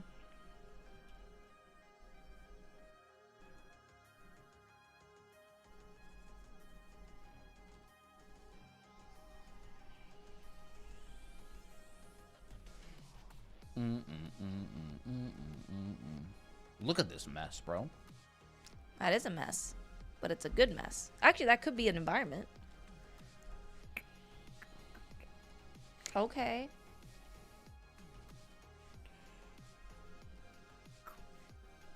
There's like a thing behind them. I don't know. Day Zero of asking for a side view of elf ears by the Christina. I thought I just talked about elf ears. Yeah, she did. Yeah, I did. She already taught it on day -1.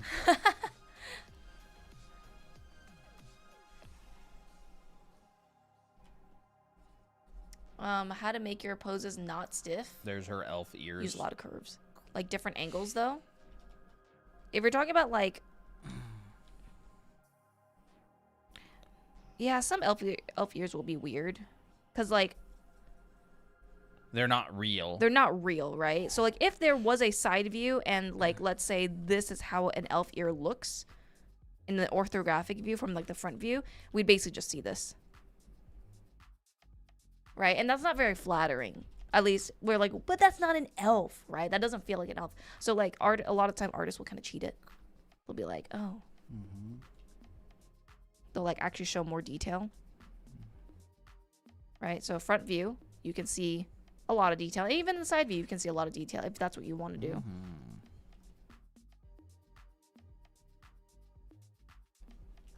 I mean, I would say like from a front view, your elf ear will probably look more like this, where you'll see the front of the ear and only like a little bit of the inside of the ear. But from the side, you can actually see what's going on. Right? And then the back, it would kind of mimic the donut, or not the donut, the dumpling, where a human ear would kind of look like this. You just like stretch it instead. Right? It would still have that like dumpling effect. Now, I wouldn't like, I'm just kind of exaggerating it. But you would maybe do something a bit more elegant, like this.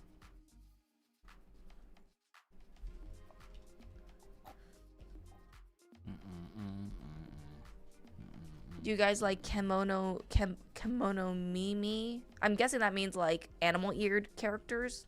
I mean, yeah. I wouldn't say I'm like obsessed with them, but I mean, I think they're cute. I think I prefer. Oh, I really like that.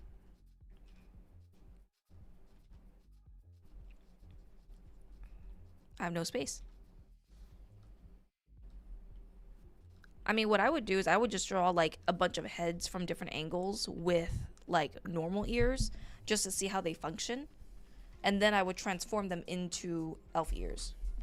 So like here's an ear from the back, for example. Like that looks pretty accurate enough. That shows the perspective. And then I'd be like, okay, screw that. I'm gonna morph it. Okay, well now that's an elf ear. That could be an elf ear from the back. And that would, you know, make sense. You know, they had a piercing. Maybe 2. And then on the back side, you know, because if we have something on the front, we also gotta have something on the back. But I wouldn't go like this, right? That's not really symmetrical. It's kind of like you want to kind of imagine it from the other side and how much would you actually see. I would probably see maybe like up to here. Maybe not. This doesn't look right, but that's fine, right? Maybe I would end up just seeing this. Maybe that feels a little bit more correct. But you know, because hair is covering it, you probably won't even see the other side of the elf ear anyways. But like, at least you know it's there.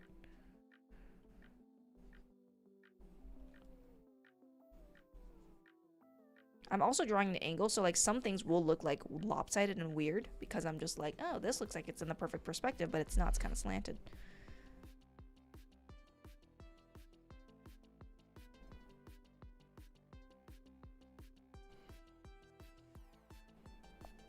Yeah, we've seen the Freeman head angle. We have seen it.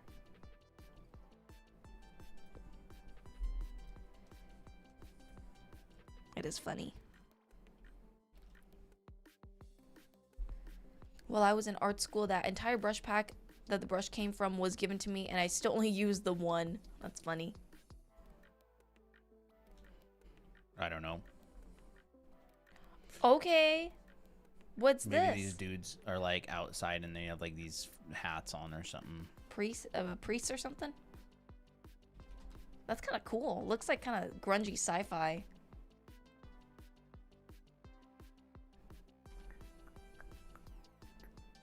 Have you seen that one thing where someone AI generated a cat and a girl, the people remade it? I don't know. I don't think I've ever seen it. Oh, that's sick. That's a cool composition.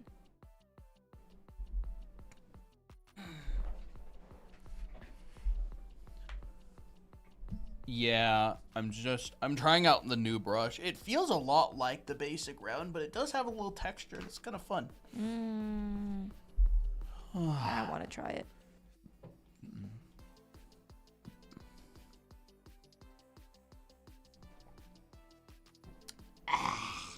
By the way, chat, Anime Art School is currently 20% off with the code WINTER. So if you're interested, you can take a screenshot. Yes. For a limited time 20% only. off. If you want to learn the fundamentals, perspective, anatomy, figure drawing, costume and clothing drawing, all the stuff that like we talk about on stream in a really organized way. 20% off right now for the Christmas sale. What if these hats had like something like sticking out of the top? That's kind of fun.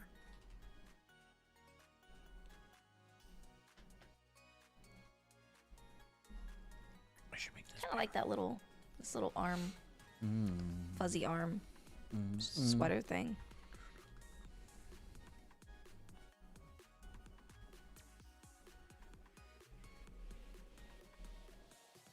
When does the sale end? I think. Right after New Year. Yeah, right after New Year. Oh, I know what I'm gonna do. What? I'm gonna take this, and I'm gonna go. Crap, my what? Oh, I'm working in a really low value range, aren't I? What if we did something like?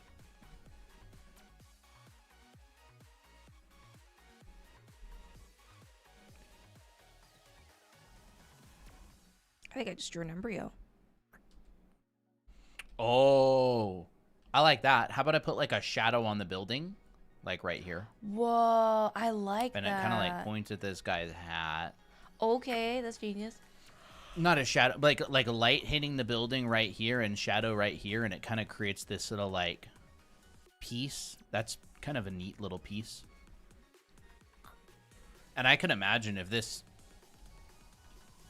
had color, this would be like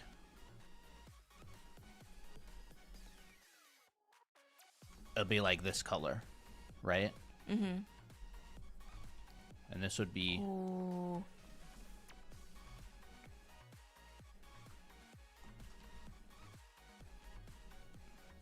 maybe like that, you know, like a sunset type deal. Yep. Oh, that's cool. I'm gonna move this stupid brush thing there. What if this guy's outfit was like a really pale like blue? Maybe not.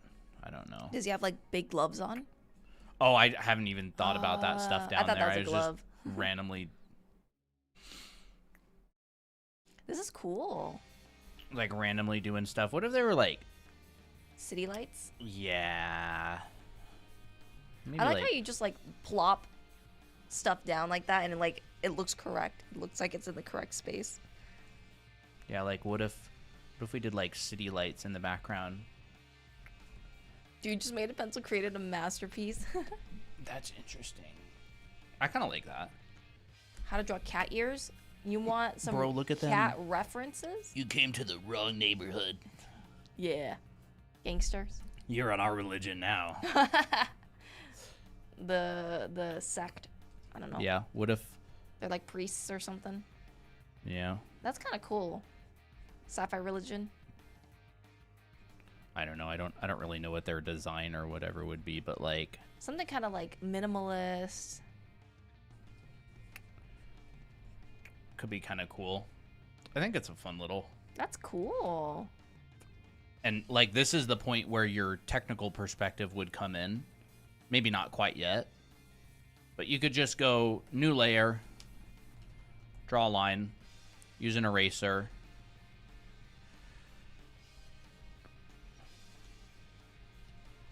Do something simple like this. And you could just do like a really quick little set of like windows or something. I literally need that. I feel like I'm always doing stuff like this, like so just inefficiently, because I'm always just drawing the squares rather than just like cutting it out. That's good. You know, we could Okay. we could do something. Come on. Oh. What? Oh, I was on eraser the whole time, it looks like. Oh.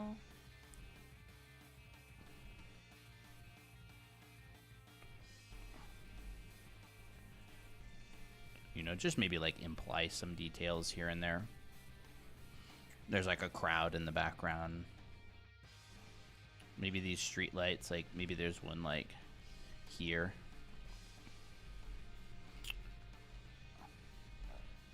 Looks so easy but hard when I do it. Yeah, I really do be like that. Cole makes it look very easy. And I'll be like, I'm gonna try that. And I'll be like, pfft.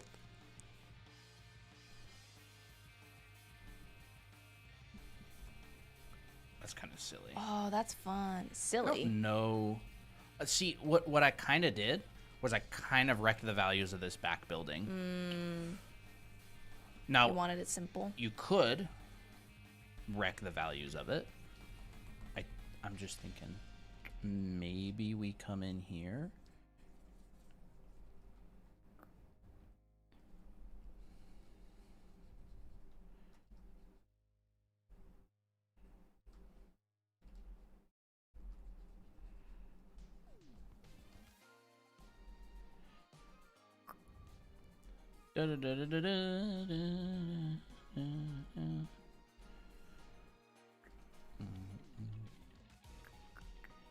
What if he had like this thing sticking out of the back of his hat? Oh, that's fun. Now it looks like a you know what it looks like? What? Looks like our soap dispenser. The thing that they got us Yeah. the other, like a number For of Christmas. Christmases ago. Mm-hmm.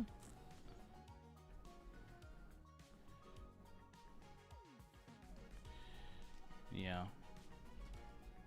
It kind of does. Or it could be like a Keurig machine too. Da da da da da da da da da da da da. I want to commission someone to write me a lore novel, but I don't want want AI used. You can probably find someone who'd be like, "Oh yeah, I won't use AI." I'm sure the writing community is similar to the drawing community. Like, there's a lot of people who just don't who don't use AI at all and don't want to Yeah. ever. Well, with so much like AI scripted content these days on YouTube as well, it's like, yeah, I mean that feels pretty AI.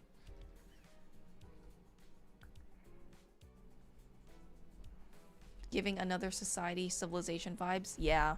I don't know. I'm just random. I need to do more studies. Same. I need to go through my class. That'd be Your kinda brain fun. is really weird. Like you can train it to recognize shapes that tend to show up. Like I talk about this sometimes. Like you can start drawing things that look realistic without even knowing what they are because you know how shapes tend to look. Like, and you learn by doing a bunch of studies and drawing a bunch and memorizing those things. Like, buildings tend to be large and vertical. You know, you tend to get diagonal shadows. Like, a lot of this stuff I just kind of put in as random shapes, and I didn't know what anything was. But, like, you know,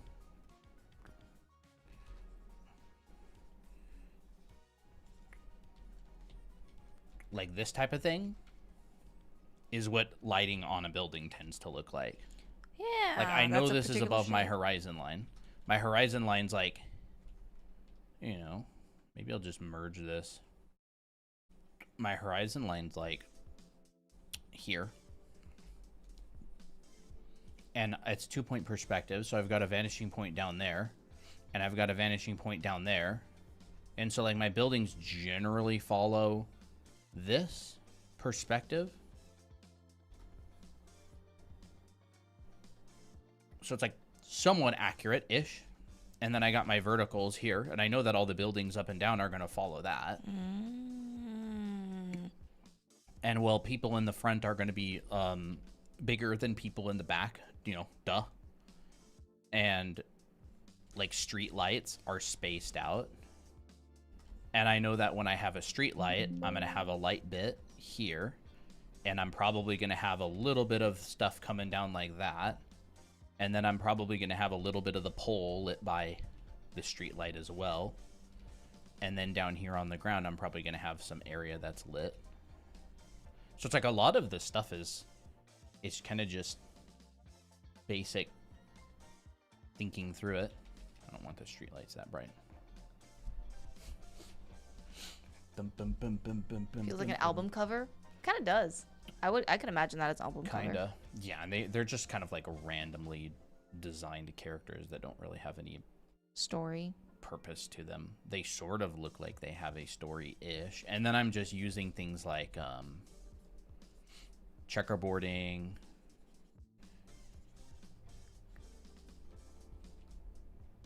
I think they'd have like white sleeves and like black gloves. Like, yeah.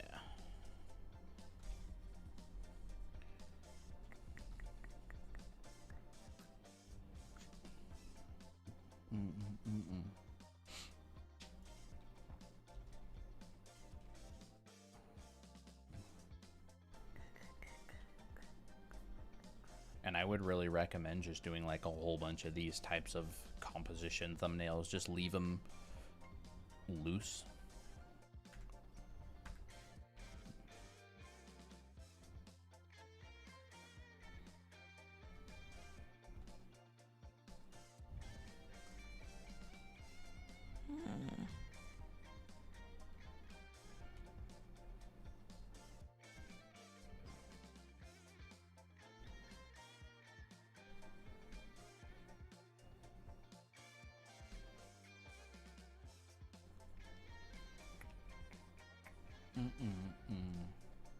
It's like the kind of thing, it's like the shot in the Matrix with the car and the tunnel. Oh, really? This one? Or the one that you have? Yours. Oh. Google. How do you do color values This. like drawing something? Oh, yeah, it's that. Yeah, that's like composition right there. Oh, that's fun. Yep, that's Like it. that. That's How cool. do you color values?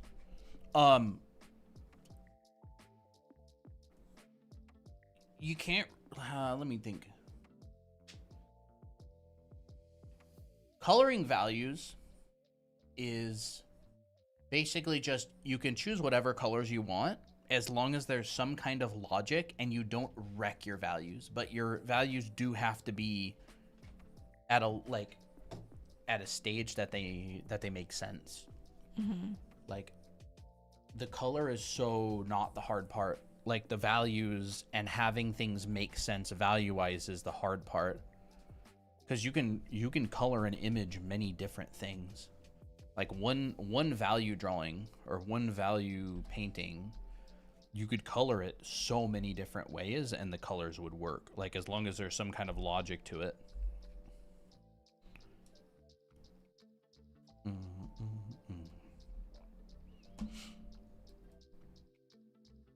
I need more like visual library with this kind of like just environments and stuff, like different landscapes, different types of situations. Forests, like what do even forests look like? I'm just guessing out of my butt right now. That's you know why doing a bunch of studies is important. It's Yeah. like you can't really know what things look like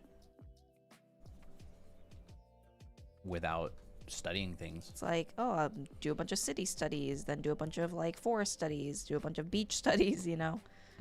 Maybe I should do that. Like, for example, with this shot, right? I could make this all blue back here. That would work. Like, I could color this blue. Like, who's to say the building's not blue, right?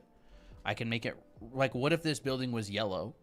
Well, the building's yellow. First off, I can't use these values, but it would be, okay, so it's in shadow. It's not being hit by light. So my yellow is going to be yellow in the shadow contextually of this scene. So it'd probably end up looking, you know, something probably like this, like a really desaturated yellow. That would probably be the yellow.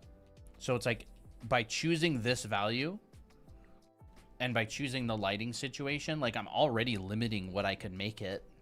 If I want it to be this dark, I'm going to have to choose something that would be a dark color probably, right? Like maybe blue or gray.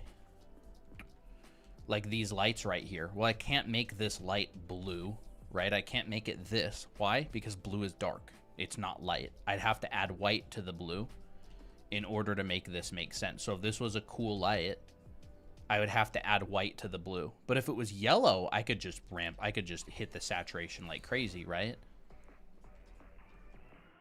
You could do that. So you go like, what temperature is this light? So if I made this light yellow, everything down here that's getting hit by the yellow light, probably not going to be this color, because like, why would yellow light make a really saturated green? Or probably not going to be this color. Could be if the ground was something that when you add yellow to it, it becomes pink. It's probably going to end up being like, you know, something that's very yellow, like influenced heavily by the yellow. So like there's always a logic to it. There's always a logic to it. And like I've kind of determined my logic here in the background where it's like it's probably golden hour. It's probably getting close to sunset. And we've got yellow lighting hitting this building in the background. And then you can see that this shadow is very cool. So everything in here, it would probably make sense to make it cool. So I just go, maybe make it cool. Right? And then down in here, who knows? Maybe this is like a parking garage and there's yellow and there's warm lighting inside of it, right? So maybe I've got warm lighting inside of my parking garage down there. Or maybe all the streetlights are warm. Like, are the streetlights warm or are the streetlights cool or are they neutral? So it's like if I'm painting this, I've already kind of thought about the logic. Now, what if it wasn't this, right? What if it was like a green sunset? Like, you could absolutely have that. Like, what if it's like this crazy green sunset? Well, green sunset, huh? Right? And then maybe the shadows. What if the shadows are like purple? But why would it be cool when the sunset is warm? Because the sky is cool. The sun's not hitting this building right here. The sky is. Like, when it comes to outdoor lighting, you generally have sunlight. Let's just say we have like, I don't know. I'll just like put some random color in here. And let's say we have like a rock or something, right? This is like, right, here's our rock. And here's the shadow of our, rock, okay? And this rock maybe is like a neutral, pretty neutral color. Well, if the sun is hitting this rock, it's very, you know, warm. Oops. It's very warm. Let's just say, here's the sun, it hits our rock. Here's the light side of it.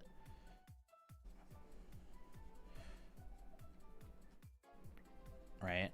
We'll say it's coming through here and hitting our rock.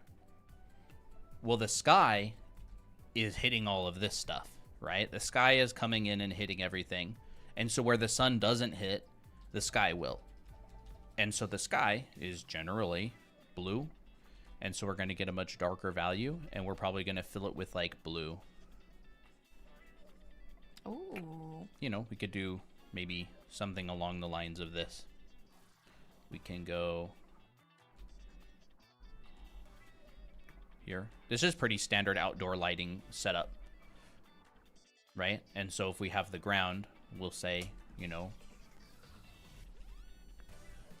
maybe here's the ground.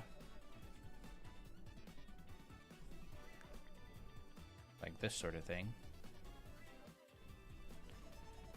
How could you study backgrounds? I feel like it's a little more logical with bodies and drawing a person since it's adapting the body into forms, but I don't know how to apply that trick in background studies. And then the grass is going to turn cooler. It would be like the same concept, you know? Like you would think about the rocks as boxes. They're just like slightly modified. Like they're like chipped boxes, you know? You know, maybe you'll get like a dark ambient occlusion back in there.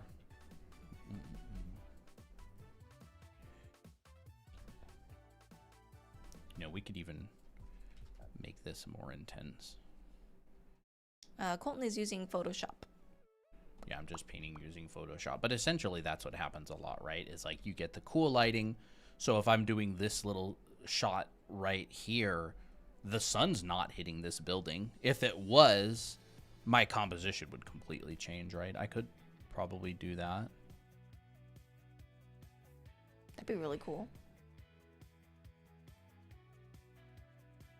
Maybe I just do this. And so the sun, you know, could potentially do something like that. And then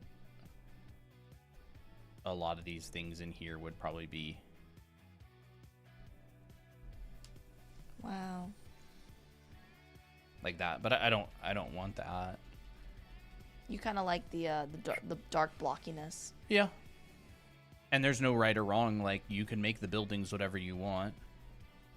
Yeah, you can draw in Photoshop. I know I think some people are more familiar using Photoshop with graphic design or something, or vector, but No, that's Illustrator. Oh no, yeah, that's Illustrator. So you could get something like manipulation. that. Ooh, that's really You cool. could get something like this. Like, depending on the shadows, it could easily be argued, well, there's a building over there that blocks it. But it's all cool in here because everything in here is in shadow. And relatively speaking, things are going to be cooler in the shadows because that's like the logic that I set up. You could set up different logic. You could say the lights are green, right? Who's to say it's not some weird planet sci-fi vibe, right? And like, who's to say like the shadows aren't like a pink or like a purple? Like, you could definitely do that as long as the values are working. You could do that. How many layers do you normally use when doing backgrounds? It depends if it's client work or not. Usually not very many if it's personal work.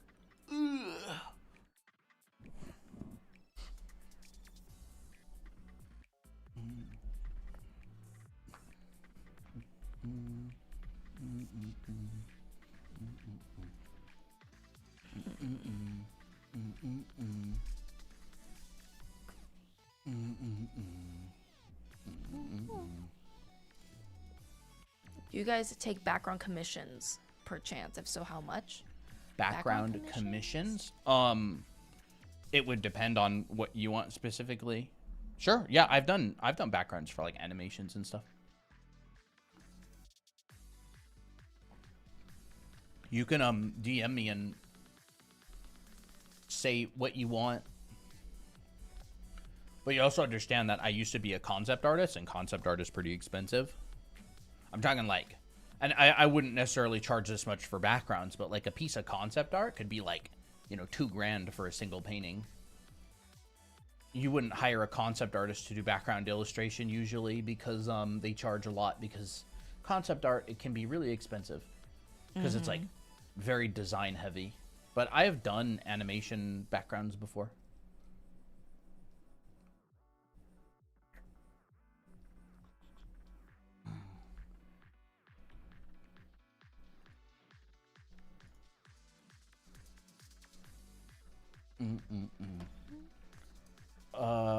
Please don't complain about being ignored because we're drawing and stuff, and I'll just time you out.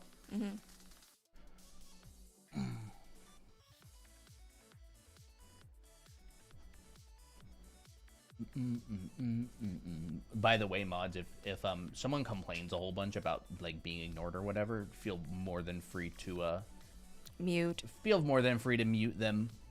Yeah. If Like- they're spamming it, because it's usually using gamers and commercial stuff, right? Because design is expensive. Design's hard.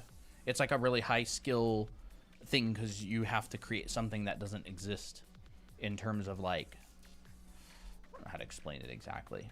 Design and concept art tends to be kind of expensive.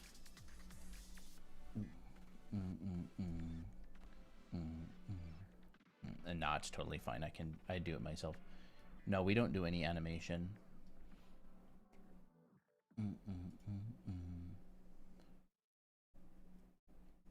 Concept art is generally pre-production as well. It's like conceptual ideas of what the game or characters or world might look like.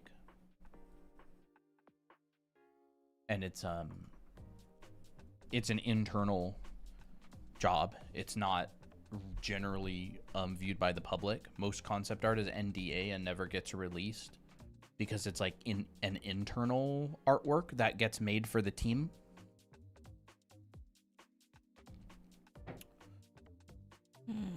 But I do enjoy doing backgrounds and illustrations and stuff. I don't do a lot of commissions with it just because I don't really advertise it.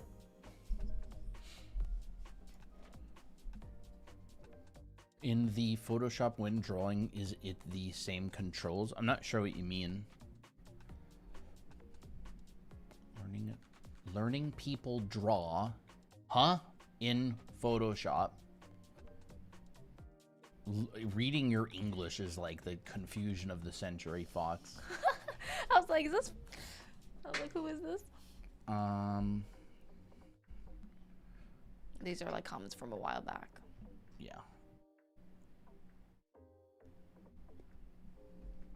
I mean, like, we use very primitive tools, like especially when we teach, because, you know, we don't think that it needs to be like super complicated. So we just use a brush, some layers, an eraser tool, some transform tools, and that's it. Does that sentence make sense to you, Christina? Let me see, where is it? This one right here. Learning people draw in Photoshop is like the betrayal of the century. Oh no, I got it. What? Learning that people draw in Photoshop is like the betrayal of the century. Oh, you mean you learned that people draw in Photoshop as if you haven't been here for a year and a half? Learning people draw in Photoshop. No, a ton of people draw in Photoshop.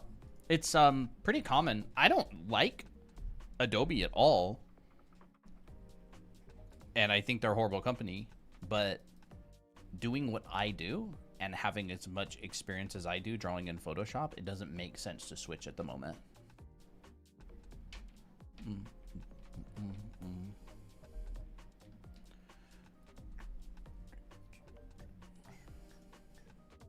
I don't even think Photoshop is that great. It's just when you do concept art for games, especially like AAA games where there's a lot of photo bashing and 3D modeling and adjustments, Photoshop is built for like manipulating things. I would never photo bash in Procreate. Like, that would be silly. I don't know what this is. I don't know what this is supposed to be. Adobe diss track release when? I cannot wait for there to be like the Blender, like what Blender has done to 3ds Max. I would love some company to come out and make a Photoshop that's like free. Krita maybe eventually, but like Photoshop's kind of and I'm more than happy to be proven wrong, but Photoshop's kind of unmatched when it comes to manipulating things easily. Like I would never working in Procreate. Like every illustration that Christina does, she has to end up taking to her computer because the Procreate just can't handle that resolution with that many layers. You could probably do it in like what Christina does. You could do that in like Clip Studio. Yeah. What is photo bashing? Photo bashing is basically using photographs and photo textures as your paintbrush. Look at Applejack's toe bean stretch.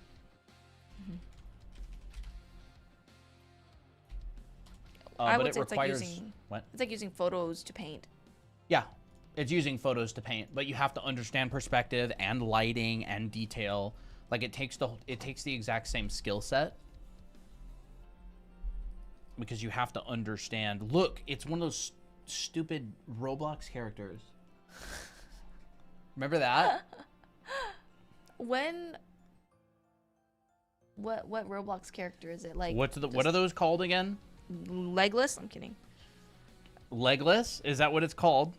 I don't know. I'm just thinking like, what would it be called? Legless? Really? So it's that was the best thing they could come up with. Headless and legless. Legolas? Legless.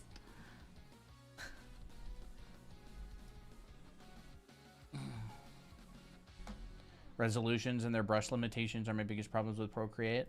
I don't use Procreate for much other than sketching and drawing for fun. Like I can definitely see how a lot of professionals wouldn't need anything more than Procreate because mostly what they do is like draw. Like Lau, for example, she wouldn't need Photoshop for anything. Like she draws and renders everything by hand, you know? But like it just doesn't work that way in the concept industry. Like super tight deadlines, lots of photo bashing. Working fast.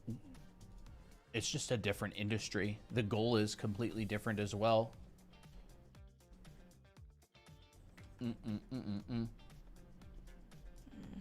Like concept portfolios are a bunch of photo bashing a lot of the time. It's a design job. I can show you some of my photo bashing on what?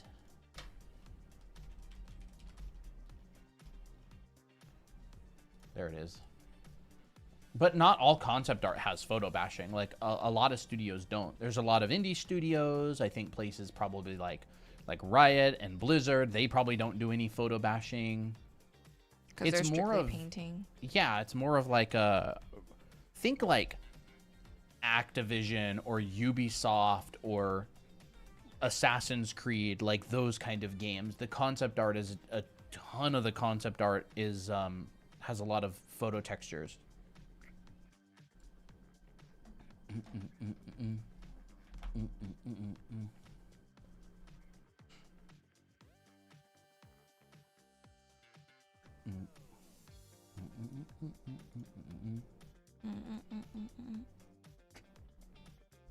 There we go. Like this piece has a lot of photo textures in it. Yeah, I love that piece.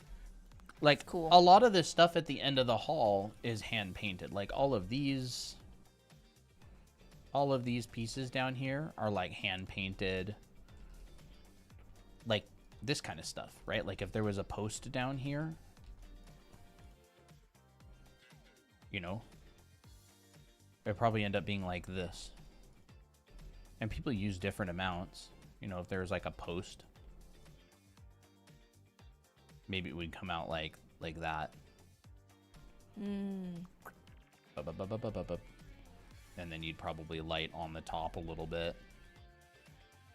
A lot of photo textures in here, but like this light, like this right here, this particular light coming down right here, and like all of these little shadows from all these little, whatever they're called, pillar, rebar things, like all these shadows, these are all drawn in. Like these cracks are drawn in, but it's not like a photograph, right? It's like you find a texture of something you like, a pillar or a specific element, right? Like this sort of thing.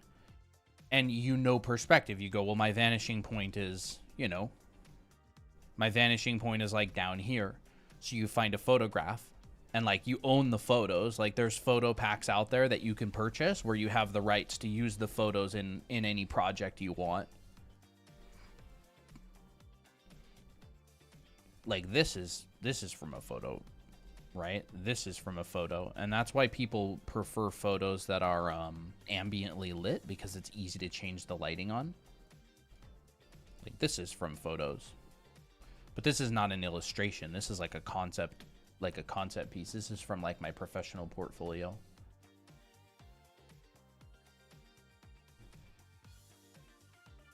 Like this is painted, right? Like that's painted by hand. These are painted by hand. You get the shadows that come down. This is painted by hand.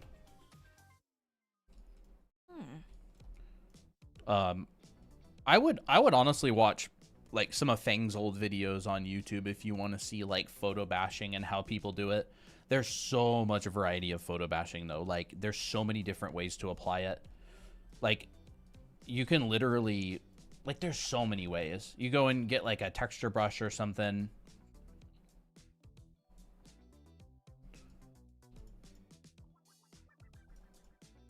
Right? And you can make like a texture or something. I don't know.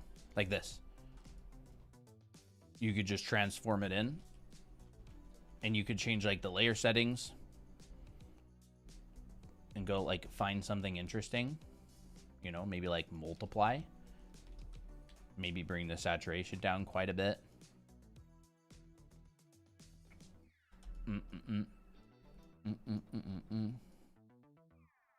You know?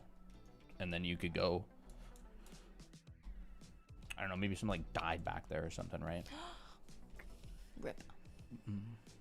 Just like, I feel like searching for photos might almost take longer. sometimes, but I mean, you have to also remember like the sheer amount of detail that is in a photograph. It rarely will take longer, especially if you're good at it, right? And you have like an extensive photo library or something. Like this isn't a photo, but this is how you would use a photo. Like I understand the lighting, right? Like look, this is cooler. Oh, what's this? Dragoon? Is that it? It's MJ, look that up. Thank you so much. What is this? Loving the artwork tips for CSP. You guys are awesome. Dragging on Dragon with the $20 super chat. That's very generous. Thank you. Very generous. Thank you so much. Yes. Yay. Thank you. Really appreciate it. I actually don't really use CSP at all. I don't know it back then. See?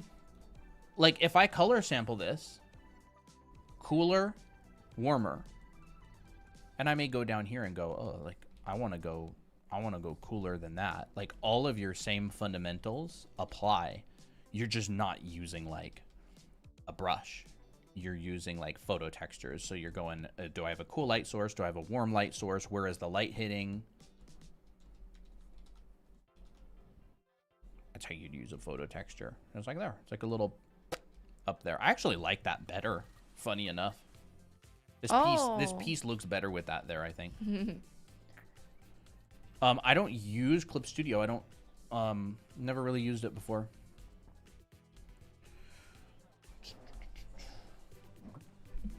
Do you have a website of your artworks? Yeah, I have an art station. Where's that? Where's that? Oh, it's up there. Oh, Tiny that? Sushi, yeah. Yeah. I can show you this is my art station. Although I put a bunch of random stuff on there now. Because I haven't done concept art in a long time.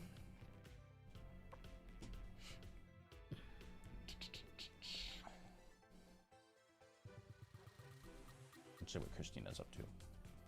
Triangles. I was trying to make a composition with just random shapes, but it's really hard. I find it very difficult to like turn random shapes into something. Yeah, this is not.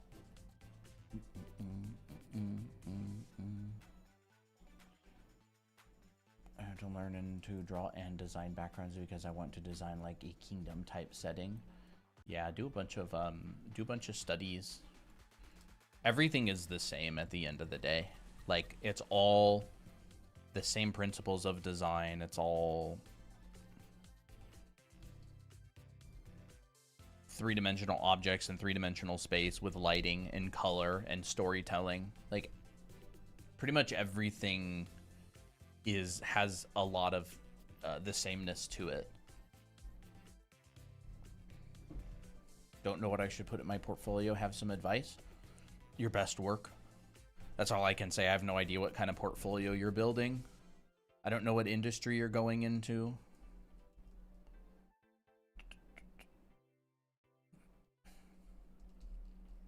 I just realized I was delayed on the live, so I skipped to the current part of it. Yeah, is there any particular thing about Clip Studio you wanted to know? Because I don't know Clip Studio really.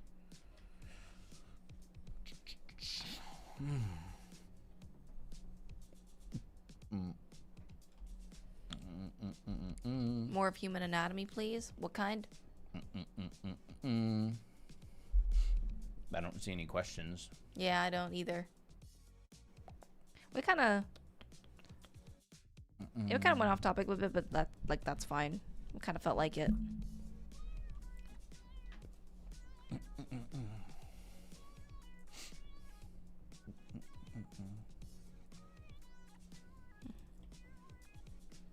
Did you ask me or someone else ask you what was the question?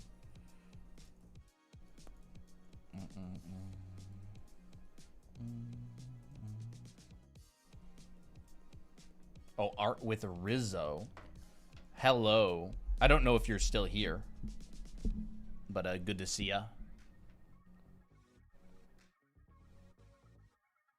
That was probably a while back. Oh, okay. I went to their live a while back and said hi. Oh, really? Nice. Yeah, they stream a lot. They're fun. Oh, have I seen their stuff before? No. Probably not. Okay. I don't know if you like showed me their stuff. I don't think so. I think I just stumbled upon their live on TikTok and said hi a little bit and hung out. I don't think I'm built to take art commissions. My heart guides me, and I only draw if I have inspiration. Art commissions are fun. Like, there's a lot of people out there who are just like you, and their heart is guiding them, and they actually have really interesting stories and characters, and like it's easy to get into it. I would say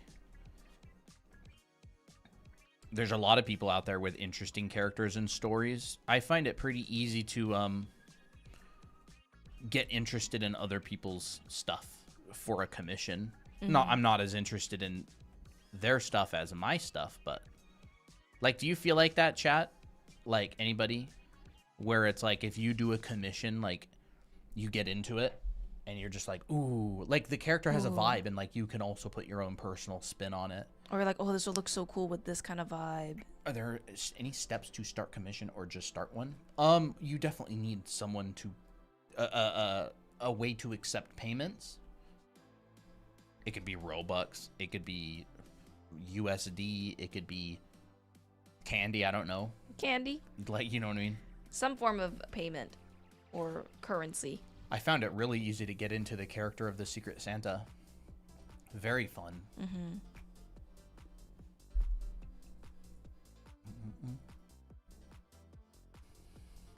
Is it possible to give out free commissions or at least charge like less than 25 cents? You probably could. I mean, if you're doing it just to test it out and you just want to, like, I don't know. Yeah. Free commissions would just be giveaways. Yeah. Free commissions are just freebies, yep. Any tips for beginners who struggle with body positions? Positions. Poses, probably. Yeah. Free commissions are just freebies. Yeah, you can price as low as you want. You could price it at a penny. Like, the number of people that you would get rid of that are just trying to take advantage of you if you priced your work at like a penny is astronomically high. Yeah, they like, will. Most of the work is going through the effort of like paying.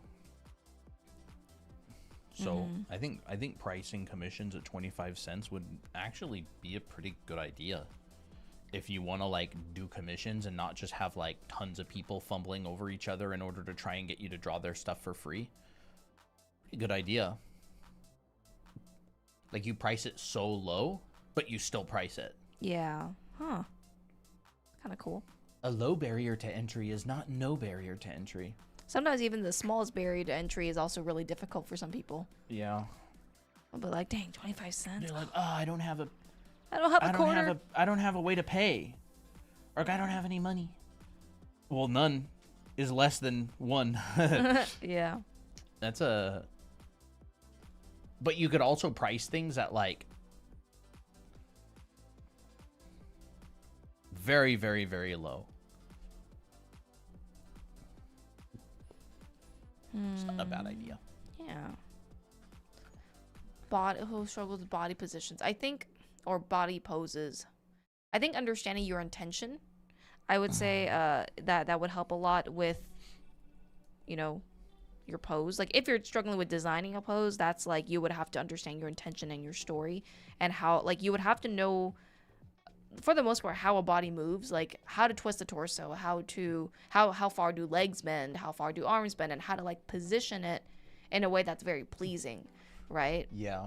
Like, it's posing is design. It absolutely is. Like, this, I could have definitely made this pose kind of unflattering. So like, what would make a pose unflattering? Well, a lack of unity. A lack of purpose. See, how would I make this unflattering? Well, for me, I would basically do everything that's opposite of this, right? I would make it probably make them off balance. Yeah. Wait, hold up. How do I do this? It's hard. Off balance. See, even I'm kind of struggling to make it bad, but, you know, lack of perspective.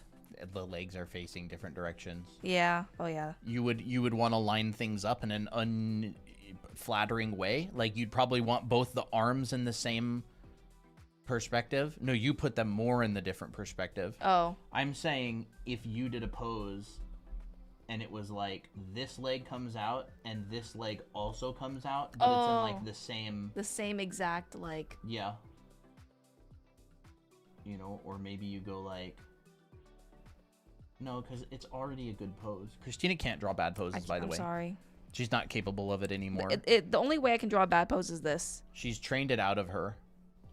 I think you should practice more drawing bad. Like, that's a fine pose too. Yeah, exactly. It's like a first world problem. I have an easier time. Oh my goodness. Wow. I have an easier time drawing badly than Christina for some reason. Probably because I'm worse at drawing people. No, I think it's because you like. I can more consciously do it. Yeah, you can more consciously do it. I wish I could draw bad.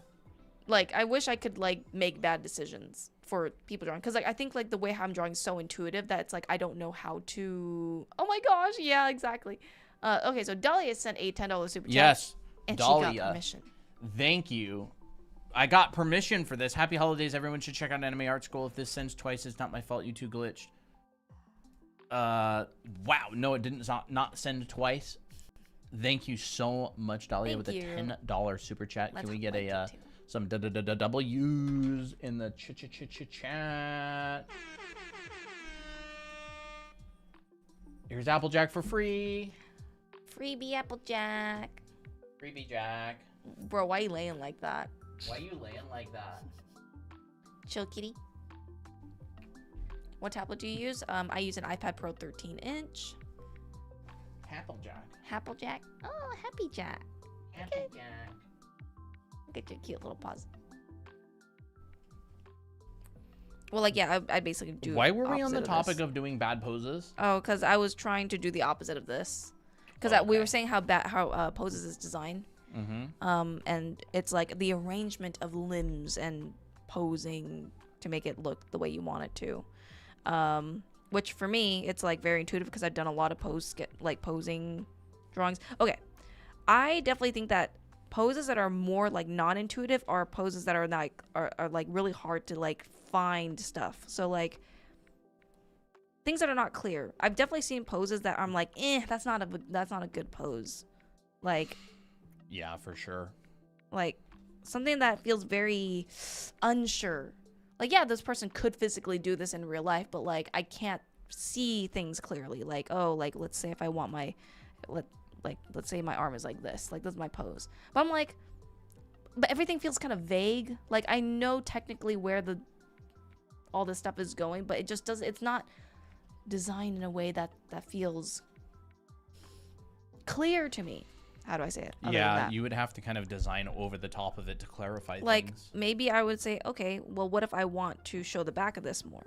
Well, now I can see the curvature of the back a bit more. You know, that's like the taste, right? I would really recommend taking a figure drawing class that covers gesture and like posing, because you will learn what to look for. Yeah. You learn what to look for and why poses look good or bad. And so not all poses look good from all angles. Like, there are angles where you cannot tell what's happening at all. Like, some poses, you're like, what the heck is going on? I would be, like, so I was like testing it out with line of action, right? And I was just like looking through all the, like, just going image by image, and I'm like, man, some of these poses are just not very good looking. Like, they're just not aesthetically pleasing because of the way that they're arranged, right? So like I would just skip those poses, and I would find ones that have like a very clear, just for practice, right? Like, yeah, you can definitely challenge yourself to do a pose that's not very clear, but I would look for poses that have a clear direction of where the torso is going. So like I can see what's happening. I like seeing arms that are like, okay, I can see this connection and how this flows with the torso or with the shoulders. Oh, I like seeing where this leg is going, where this leg is going, and how it has this flow to it, right? But if I don't see that connection with like a pose like this, I don't draw it very much. I just don't, because it's just a bad pose is a bad pose. Yeah. And it's like, I'd rather just draw a good pose that works every time. Yeah. Although I wouldn't necessarily say that the free run angle is a bad pose at all. I would just say it's a pose that people aren't used to. People draw stickers. Like, most people, when they draw stickers that they've memorized. And if you haven't memorized the sticker, you can't draw it. That's why the free run angle is so hard for a lot of people. It's because people draw faces. They don't draw the three-dimensional volume of a head. They draw like the sticker that they memorized. Like, this is an eye. This is a nose. This is the shape of an eye. Right? Yeah. They don't really draw three-dimensionally, and it's hard, like, especially drawing heads, because heads are complicated things. Heads are very complicated things, especially anime heads, because when it comes to anime, like, a lot of the time it gets disguised. Like, people disguise the forms by leaving things out.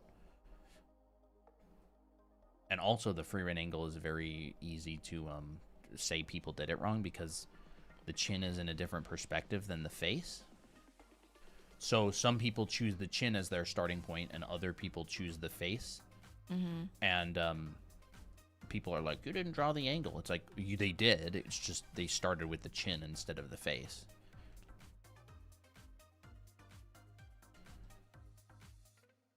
And I would just like do poses really simply like this, because you can easily see the flow of the arm and the leg, and you're not bogged down by anatomy, right? You're just like, oh, I mean, simple gestures, even like, oh, the simplifying the torso, just like a flat, like a curved sheet of paper, right? And then your legs are like little lines, and so you're like just trying to easily see what the pose is doing, rather than getting distracted. So like sometimes I just really like doing these just for the heck of it, because it's fun. Can the bad pose be drawn as a funny pose?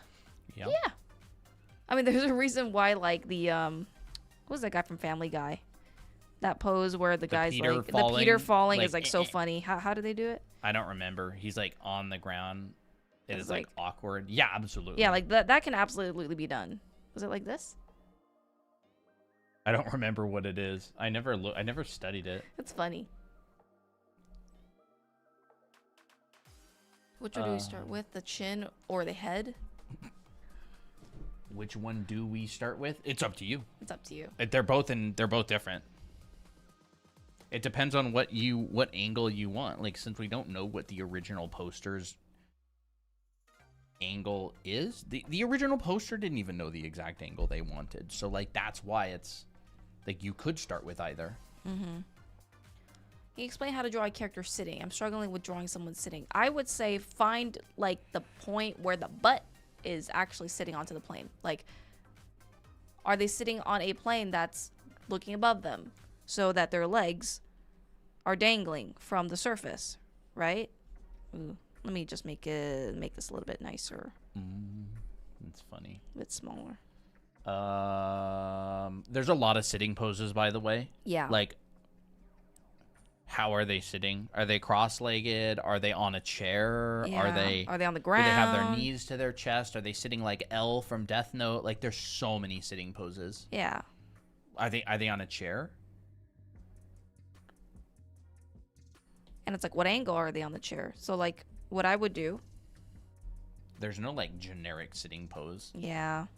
I mean, generic sitting pose could. I don't know. I don't know what a assume generic. their legs aren't going back. Like they're not sitting like, you know. Applejack, are you struggling to get out? They're probably not gonna sit like this.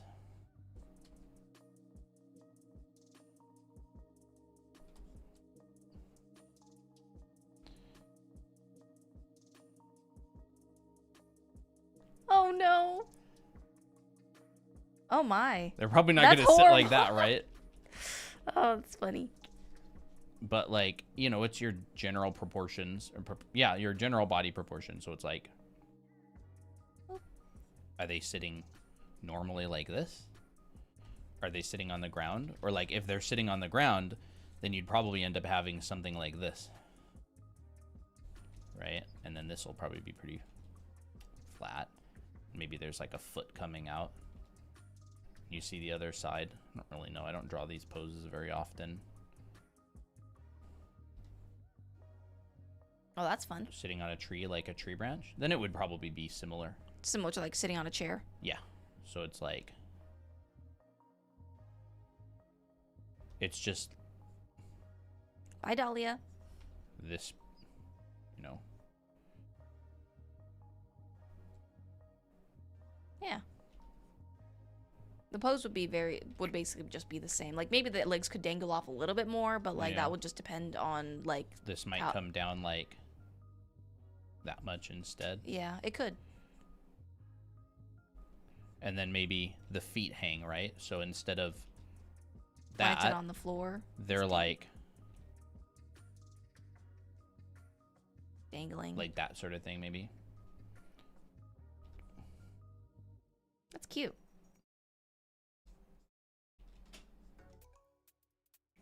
You can add a little bit more perspective by just kind of maybe implying the far.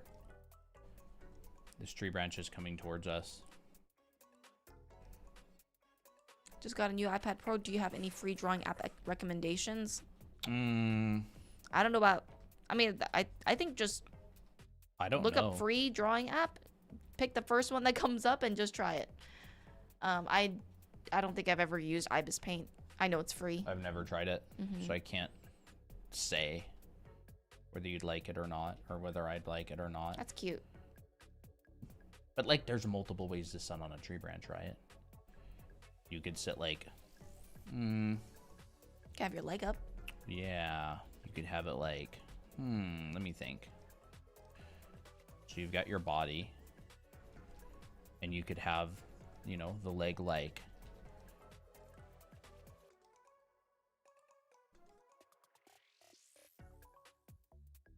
Oh, like in between. Yeah. And then, you know, you could have Oh, that's fun. like that sort of thing. You could sit like people even do like the whole, what's that, like side, like they sit on a horse but both their legs are off the same side. Oh, okay, okay. Like how girls sit on horses? Is that what you mean? It's kind of like, how is it like? Like this? Oh. Sort of. Maybe like this. Yeah. And I don't know where the branch would be exactly. Maybe like here. Like that could work. There's a lot of different sitting poses.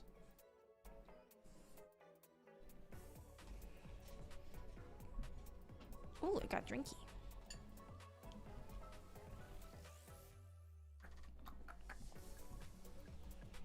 Oh, some people hang off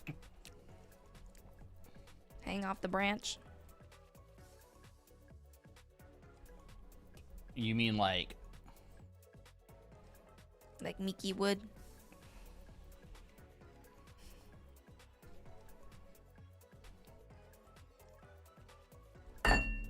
Whoa. Crazy. Oops. You mean like this? Yep.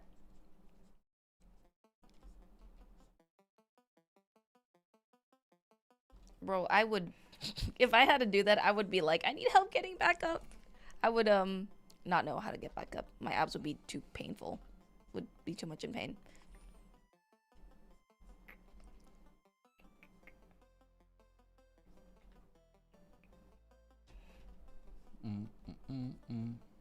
I was wondering how you guys come up with different poses to draw. I struggle to make other poses or face sides.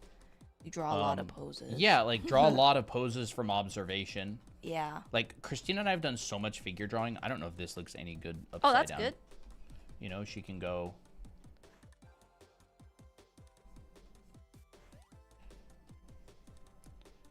Or this could even come out and be like.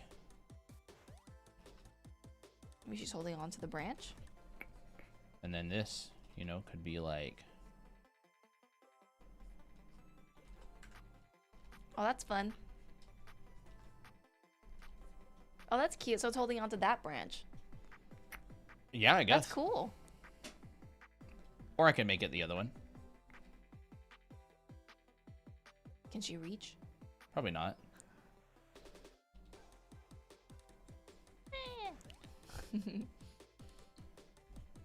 Maybe this is the ground. And then she just like does a front Does flip. the Applejack or the Toby when he is upside down on my lap and he's like, right? What would this look like? It kind of look like. Yeah, probably. That's cute. You know, you could do that. You could do this. It depends on what angle you want. But I mean, the torso is the torso, right? The bean is the bean. Bean. Noodles. Here is the bean. Cucumbers. And it depends on what way you want it. But at the end of the day,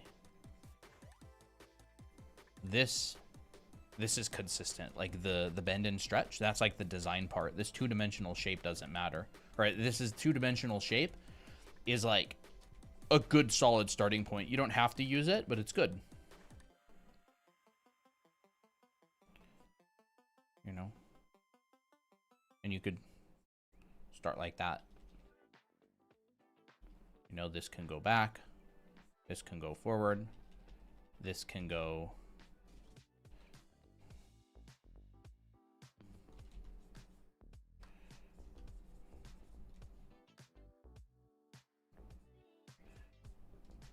I can go up.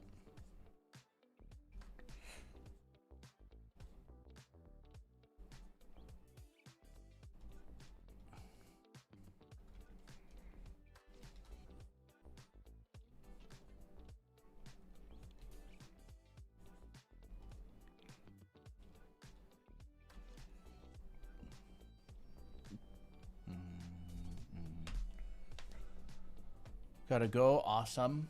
Have a good one. Have a good one. Bye-bye, Dahlia, as well.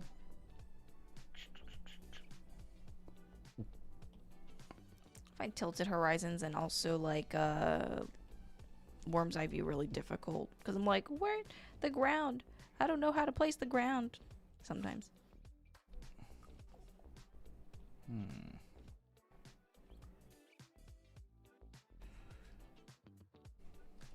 I feel like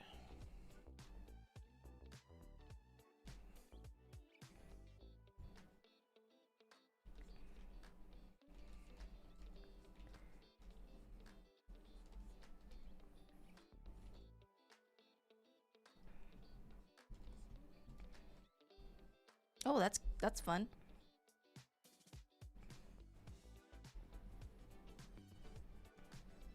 Honestly, I really do like the simplification of drawing feet like Barbie feet.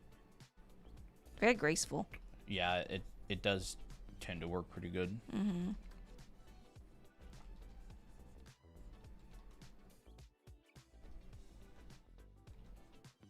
Can't draw feet, draw Barbie feet. At least they have all the components, like the heel, the arch of the foot, and the front, and like the top part. They just simplified the toes.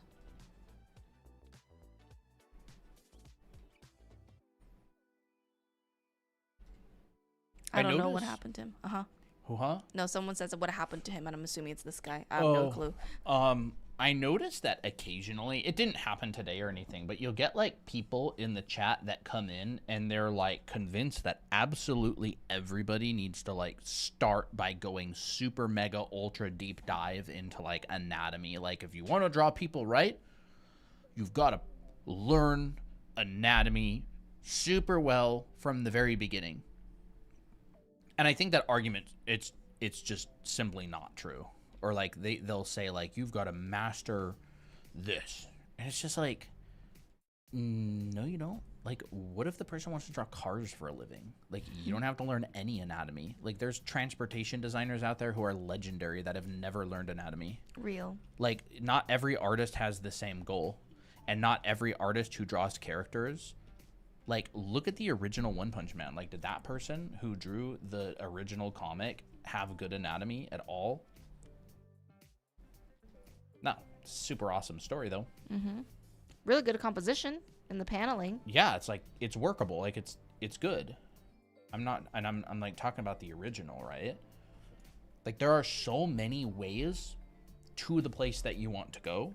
When someone claims that they have the only way, or you need to do this, or you have to do this, yeah, or you have to do this in this particular way, they're usually someone who's spent all their time on YouTube watching tutorials and not actually in the real world practicing and doing stuff. There are so many ways to get to different destinations. I find that my brother and I were talking about this recently. He's a professional artist as well. And we were talking about like people who like spend a lot of time building knowledge without practicing, without like learning how to apply it. And they tend to give like very generic black and white advice without nuance. And generic black and white advice without nuance is worthless a lot of the time because nuance exists. Everybody is their own person, and everybody is, I don't want to say like everybody's different entirely, but like there's enough differences that nuance becomes really important. Yeah.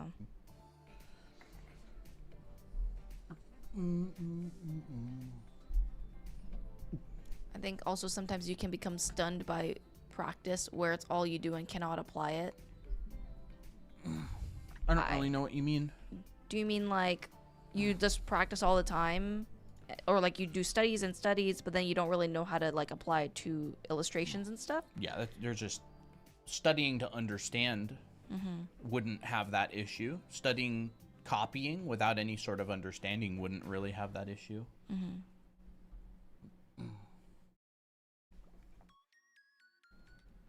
That's why, like, you see all these people on TikTok who like draw these amazing looking anime, but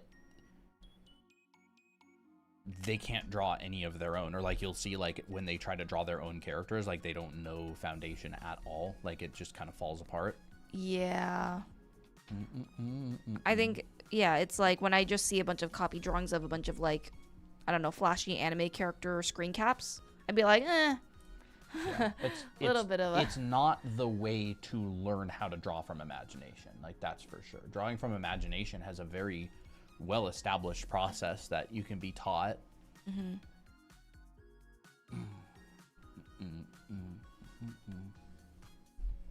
Like, you know, people have been teaching other people how to draw imaginary scenes for centuries. Like, it's not some new, it's not some like mystical thing that some people manage to figure out and others don't. Like, learning how to draw is a very structured thing. Like, there's very effective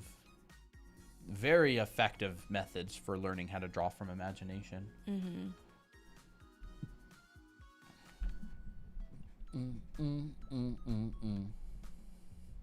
Any exercises that you guys recommend to do what?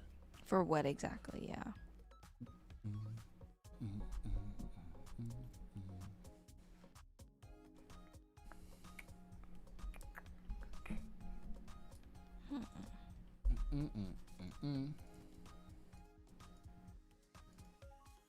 You know, I was kind of thinking like, we've definitely been asked the question, how do you draw hair from different angles? And I'm kind of thinking like, what if you simplified it to like a blanket? Like if you drew a blanket on a head and you're looking down at it, you would see like the top of the blanket. You would see how the folds like go down like this. But like when you look at it from the top, you would only kind of see the bottom ruffles. You wouldn't really see the top of the head at all. You would just see this. I don't know. Just kind of thinking about it. Mm-hmm. Like background and perspectives.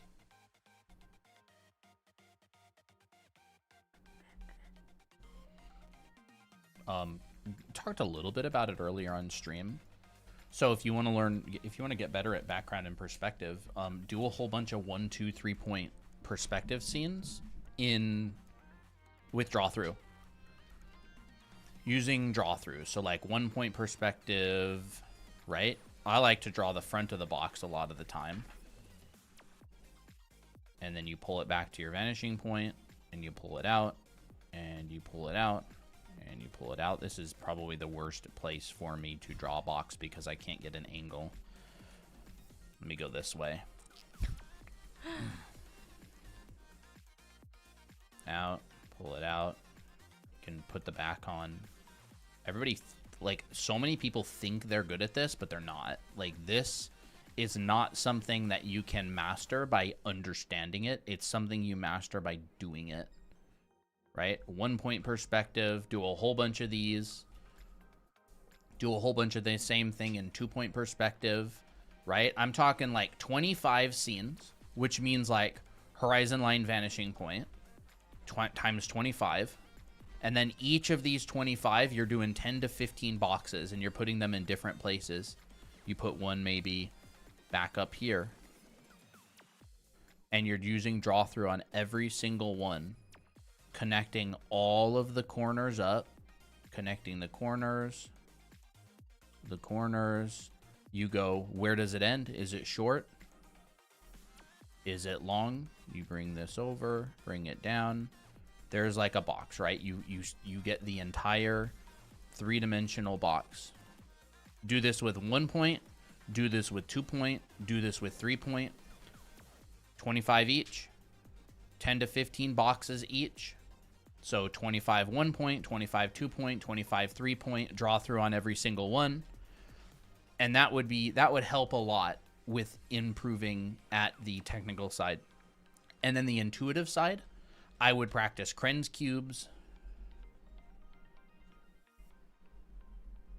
And I'm talking the full 81 boxes, not like the bottom right set, but the full 81 boxes, right?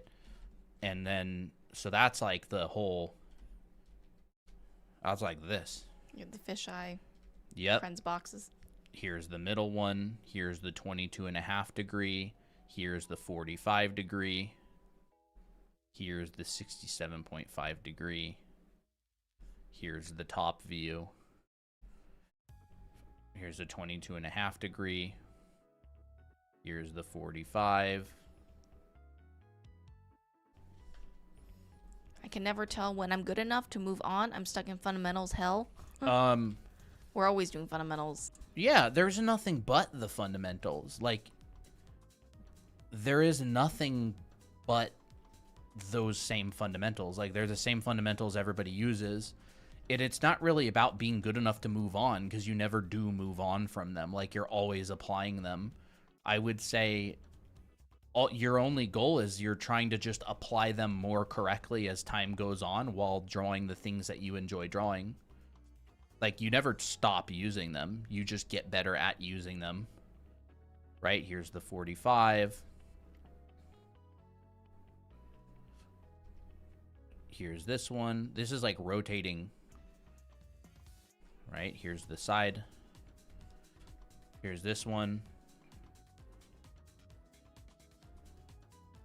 You know, I'm doing these really fast. They're kind of sloppy.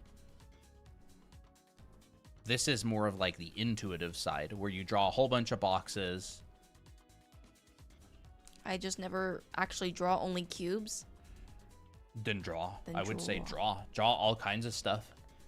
Like, the cubes are so you can draw stuff. If you only draw cubes, it's like it's like continually filling up your gas tank but never driving. It's like, what is the gas tank for? It's so you can go places. I don't know if you drive, but the analogy. or it's like, it's like perpetual preparation stage. Like, preparing is to be used. Like, you're preparing for the thing in the future. It's a fear. It's also fear, I think. Like, when you draw boxes, it's like, this is a good exercise for me to do.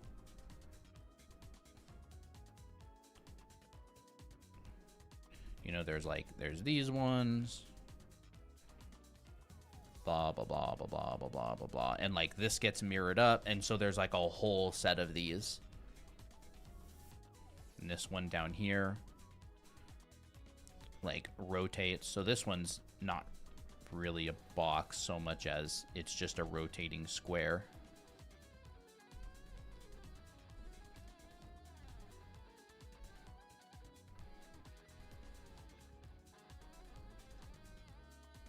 This one's the 45. This one's this one.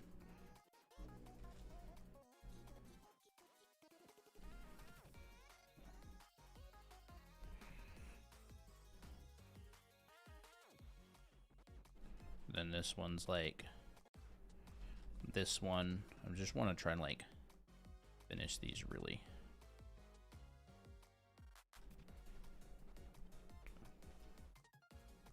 This one's like really, really like that. And then this one's kind of like, no. Or like this. Anyways, okay, so there's like one set, right? Mm-hmm. And then you would draw, you wouldn't do this. I'm doing this because I'm explaining what the assignment looks like. You would do... Zoop.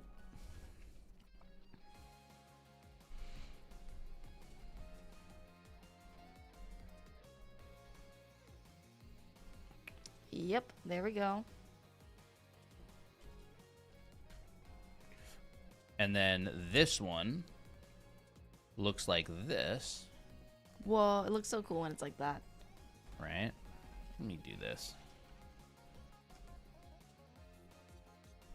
This is a full set of Cren's cubes. And you would draw every single one of these by hand. And this is a full rotation of Cren's cubes. So this ends up going like, here's the, let me make a new layer below. Like, here is the... It's gonna take so long. That's the point. Yes. It does take long. That is what practice is. I would be suspicious if there was like fast practice, like, oh, do this in a minute, and that this is definitely not like a get rich quick kind of thing, Yeah. Because it's every drawing that you do has to be intentional, and that's something that I need to work on more, which is like, I tend to be very intuitive. Like, I just kind of my brain goes on autopilot. But like doing Cren's cubes exercise like this, where you're like intentionally being like, okay, this is what a box looks like when it's rotated like that. It becomes very intentional. That's why you have to slow down. Yeah, like, how do you expect to get better? Mm-hmm. It's like, you don't have to do these. As someone just asked earlier, like, what are exercises you recommend? And so earlier, I was like, 1, 2, and 3 point perspective, 25 sets of each with 10 to 15 boxes in each scene, in each set, right? That will help you get so much better, because they asked about perspective exercises that I recommend. And then that's more of the technical side. This is more of the intuitive side that allows you to draw things from different angles without actually thinking too much about the horizon line and vanishing point. And then future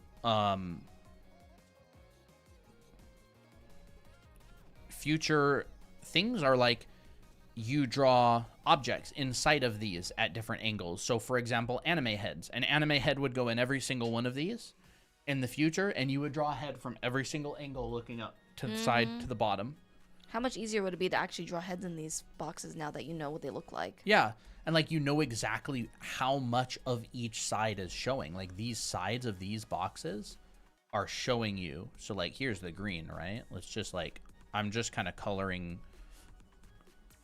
I mean, I feel like that's why, you know, the free run angle, whatever it is, you know, like that's why those kind of angles are hard, is because they don't know that box. They don't know that perspective. Yeah. This is a great exercise for perspective. It just gets you used to drawing things at different angles in 3D. And so, you know, funny enough, it like takes forever to color in. No, I would say sometimes it takes longer to color in than it is to draw in a way. Yeah, let's just put like blue on the bottom. Right here. Blue, blue, blue. And I'm color coding the sides just so you can see actually like what's going on.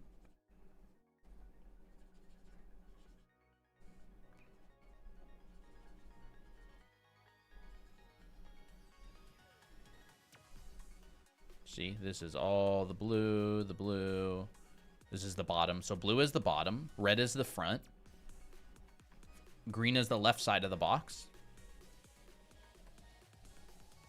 And then we'll probably make like yellow.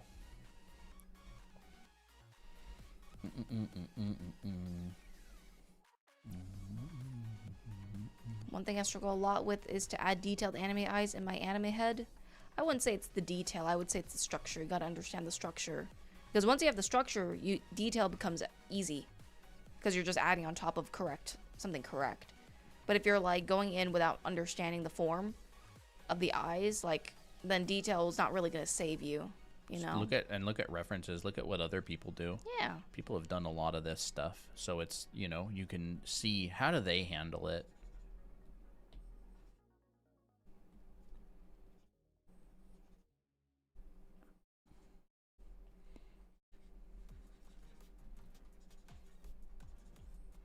So here's the yellow. No, that's not that. I would go there and disappear, and then you wouldn't see it there. What are we missing? Pink, maybe? Or we'll do like... It's cute. Cyan.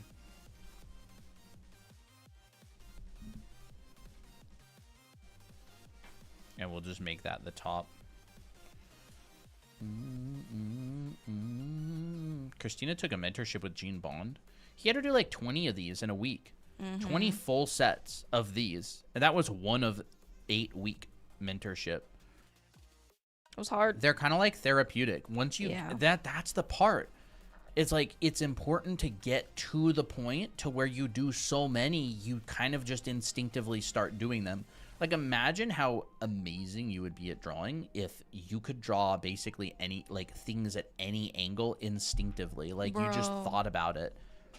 Like, you don't even have to think about it. You're just like, oh, I'm going to draw a box that I'm, like, looking down at. You're like, oh, I'm going to draw a box I'm looking up at. And it's like, maybe something like that. And then it's like, okay, well, what if I kind of drew the same box like I'm looking down at it instead? You're like this, and you're like, well, maybe I'll just like rotate it a little bit more. Okay, maybe like that, you know? Or you're like, what if I looked up like a little bit more at this box? Right, so here's like the bottom, the top. Like, it gives you so much flexibility. And you can only learn how to do this through practice, like through just a bunch of repetition. So anyways, this is Cren's cubes. Full set of Cren's cubes.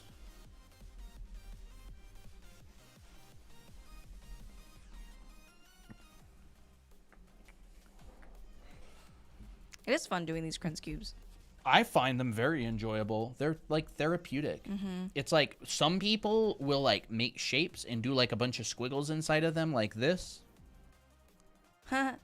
Right? Like, have y'all ever done this when you're bored at school? And you just geodes. do like little decorative designs and stuff? Like brainless therapeutic stuff? Like, instead of doing this, you could do these. You could do these and you get way better at perspective. Of course, the first couple times are hard, but once you kind of get more used to them, they're not that difficult. And the way to do Cren's cubes is you start from this and it goes, here's the front, and then you go 1 to 3. So you rotate it a quarter of a turn and it goes, here's a grid, and it's split like this. So 1, 2, 3, 4, 1, 2, 3, 4. And then the rotation is to the first one. Like this. Let me do that. I'll draw this like a little bit bigger for you. So this is the front here. This is the first rotation. Second, third. And it's 1 to 3, 2 to 2, 3 to 1. So your corner, your edge is right here. And then it goes like this. 1 part side, 3 parts front. And then this one is 2 to 2. So you're in the middle. 2 parts side, 2 parts front. So here's the side and here's the front. This one is 3 to 1. 3 parts side.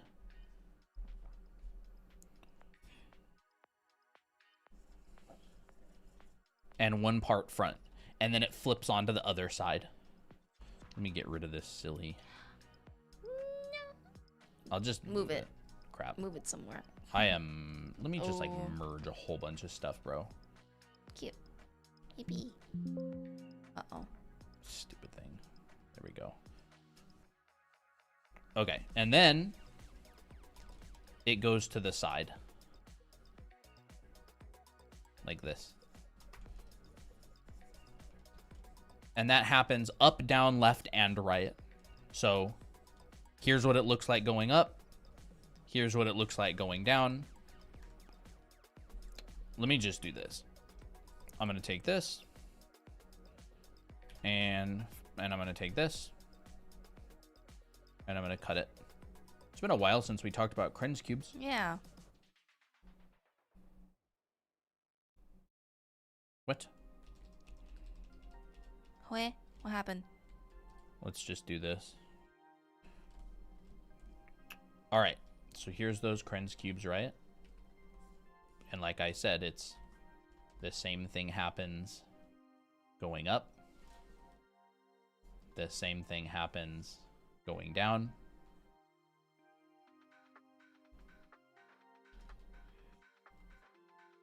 It's almost like every box that you make, it's just got to feel like the ratio. Yeah. Right? This is just flipping it up, down, left, and right. And then this one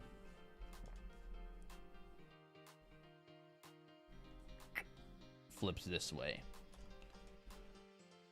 And then it's just that same grid again, except like let's just say, you know, here's the grid. 1, 2, 4 by 4. Let's save this. And then it is 1 part. So now the corner is right here. And it's like this.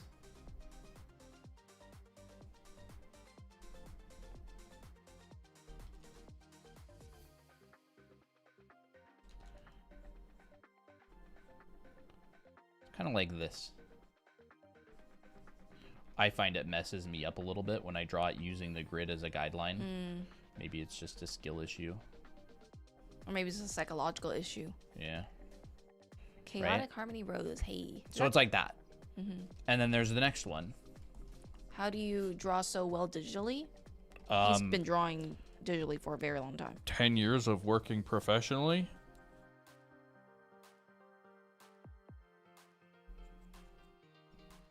You'll be able to do it. Like, I would say, I mean, the hard thing is you got to draw, like, it takes a long time to draw well.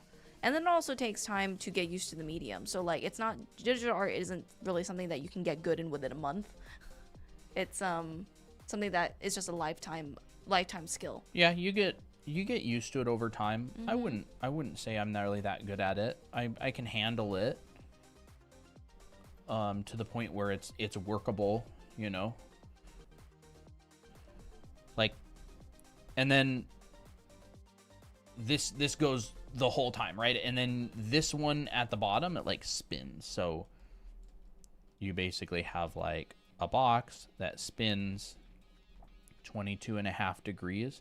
So you'll see that this one right here, right? This is the front and this is a quarter of a turn. So half of a turn is 45 degrees. A full turn is 90 degrees. A quarter of a turn is half of 45, so you get 22.5 degrees.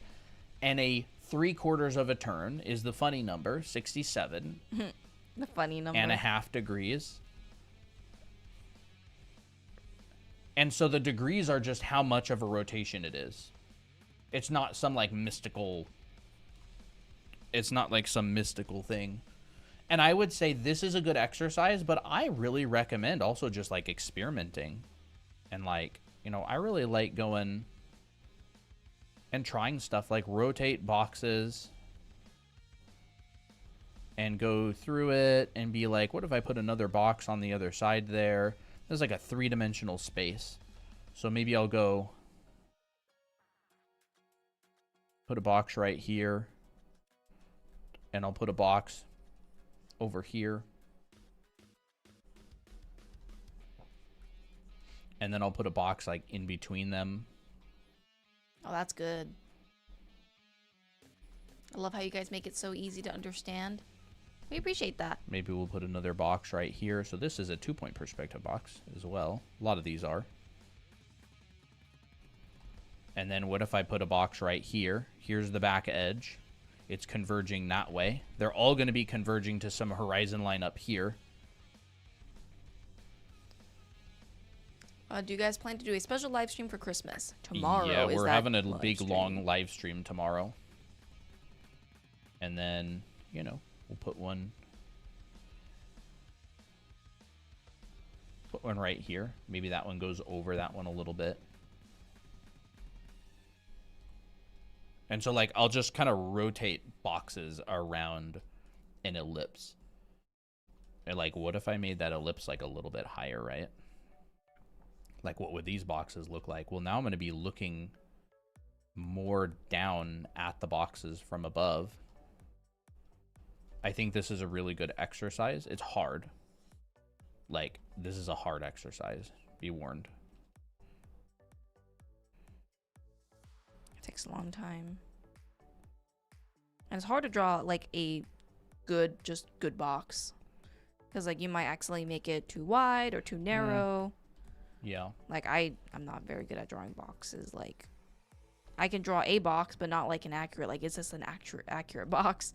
Like, square box. But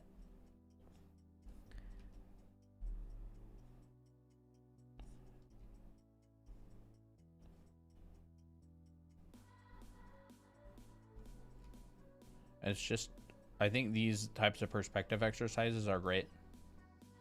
Just to, you know, you can use them to warm up. So like these ones, you're going to be seeing a lot more of the top of.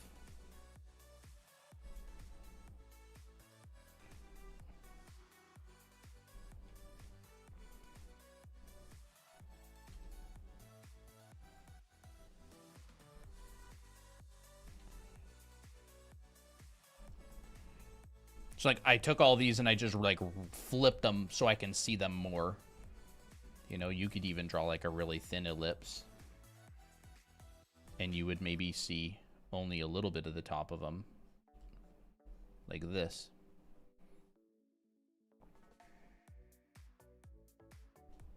Unrelated question, but why do most people use sketch brushes in the first place? What do they do that the paint brushes can't? I don't necessarily know if most people do use sketch brushes.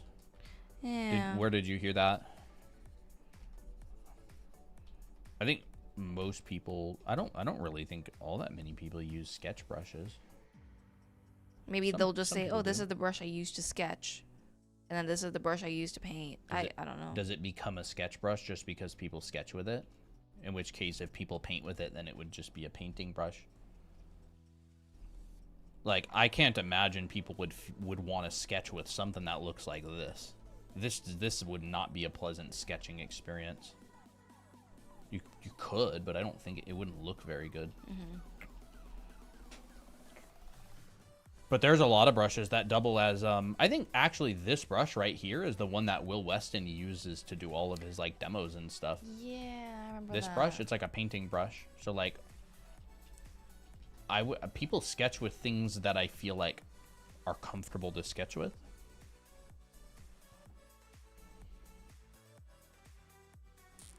That's what you've seen from socials.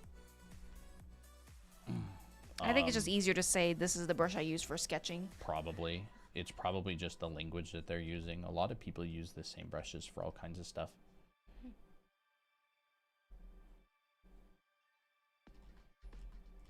So this one would be like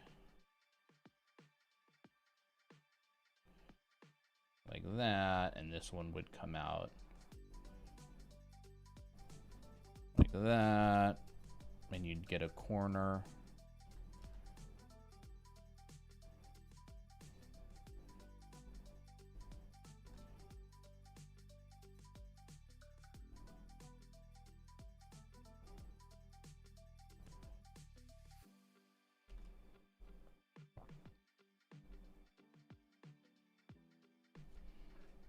Maybe something like this. This is kind of a difficult Whoa. View? That's view. interesting. So like, I'll do the same thing. This is like a top view. This is like a 3/4 view.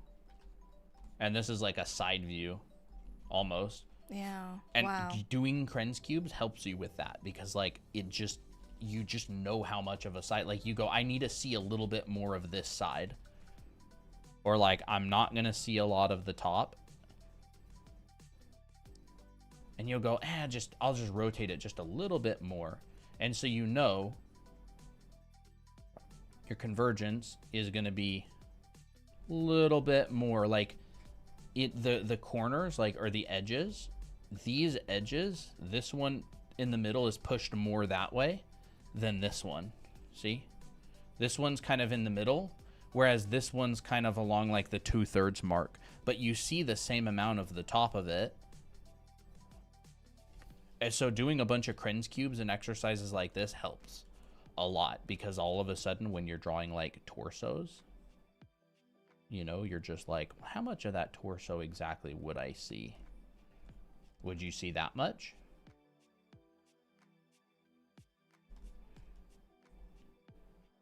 Would you see this much? And then the pelvis, maybe we can go like that, and then shoop.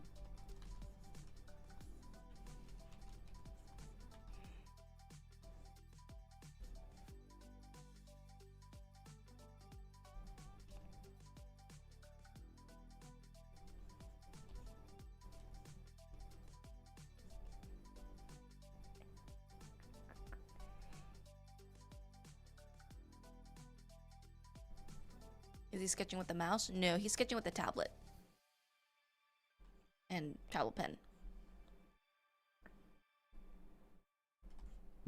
And I go, this looks a little bit long to me. And this,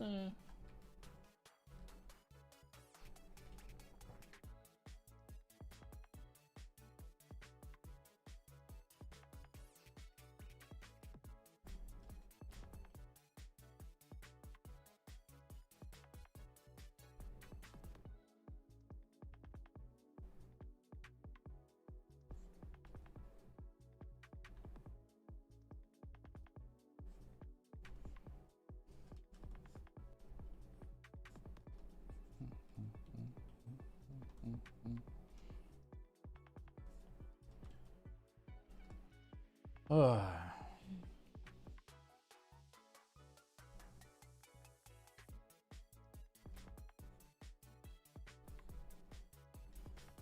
don't hate anatomy, but I still join the stream. It's funny. Rebel. There's those Cren's cubes, though. That's aesthetic. You know, and people do these exercises, but they'll draw anything that they have difficulty with inside of it. Like, they'll set up a whole set of Cren's cubes, and then they'll draw skulls in every single one. And it'll end up being like these simplified skulls, where they'll go like, okay, you know, here's the brow ridge, and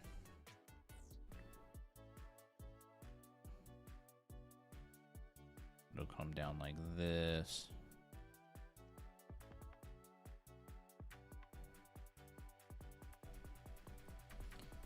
You know, I feel like there should be a new aesthetic. It should be called drawing practice aesthetic.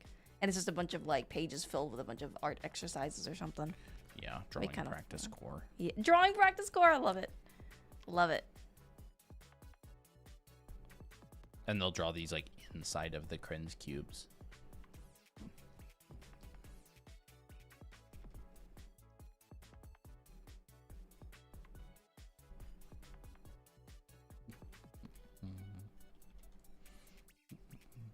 I need my little skull here.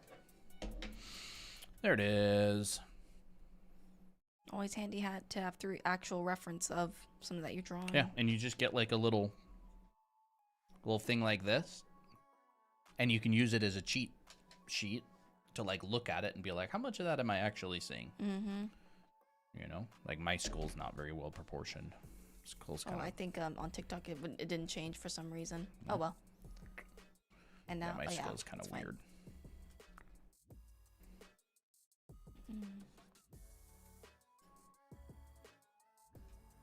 Skulls are complicated to draw, though. There's just so many different pieces. Mm-hmm.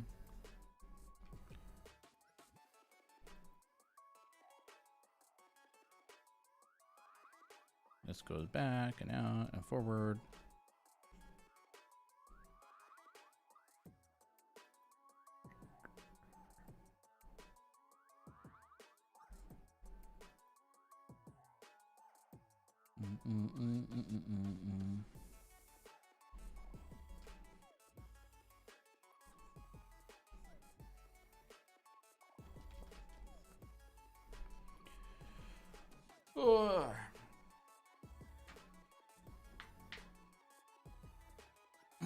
These are super satisfying to do.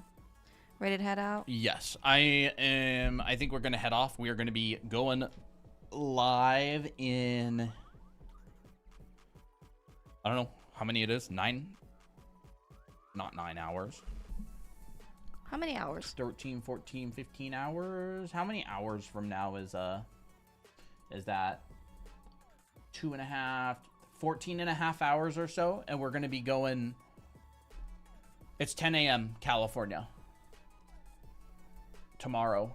We're gonna be going live all day, and the art show is gonna be at hour 6 of the stream. We made a little earlier so people could stay up for the art show.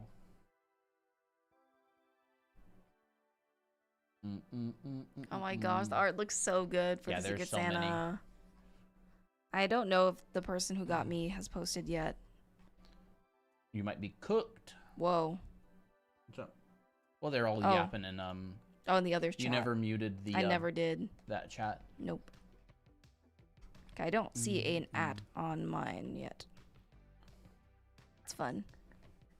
Can't wait for the art show. Yes, I'm super excited. And we will be pinging the server during the 12-hour stream. So when we go live, it's going to be at 10 a.m. Pacific tomorrow. Mm-hmm. It's going to be about 14.5 hours from now or something like that. So hopefully y'all can make it. Yeah. I'm excited, honestly. I'm really excited. I think it was fun. Yeah. We're going to definitely do a lot of fun stuff. It was definitely tomorrow. Fun to do the artwork. So anyways, All right, Chad, don't forget, especially if you're new here. Yes. I know that we have probably a few people who are new on YouTube. Yes, if your goal is to eventually make your own manga or webcomic and you want to learn the fundamentals of art, like, you know, perspective, anatomy, figure drawing, color theory, character design, all that kind of stuff, like those basic fundamentals, we have a school online and it's 20% off right now. It's like a big, it's like a mini college, I should say. It's a big online program. Yep. So go check it out there. Use the code WINTER to get 20% off. And yeah. Yep.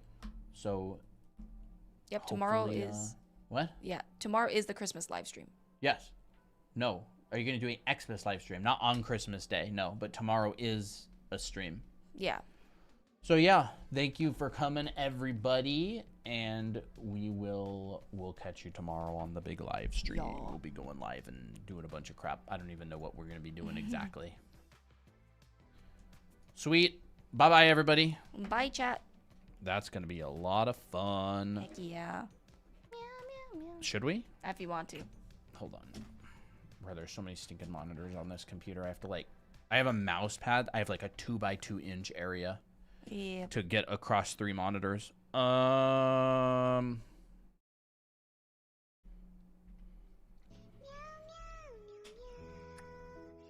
meow, meow, meow, meow. Meow, meow, meow, meow. Meow, meow, meow, meow, meow. Meow, meow, meow, meow, meow. Meow, meow, meow, meow. Bye, everybody. See ya, YouTube. See ya.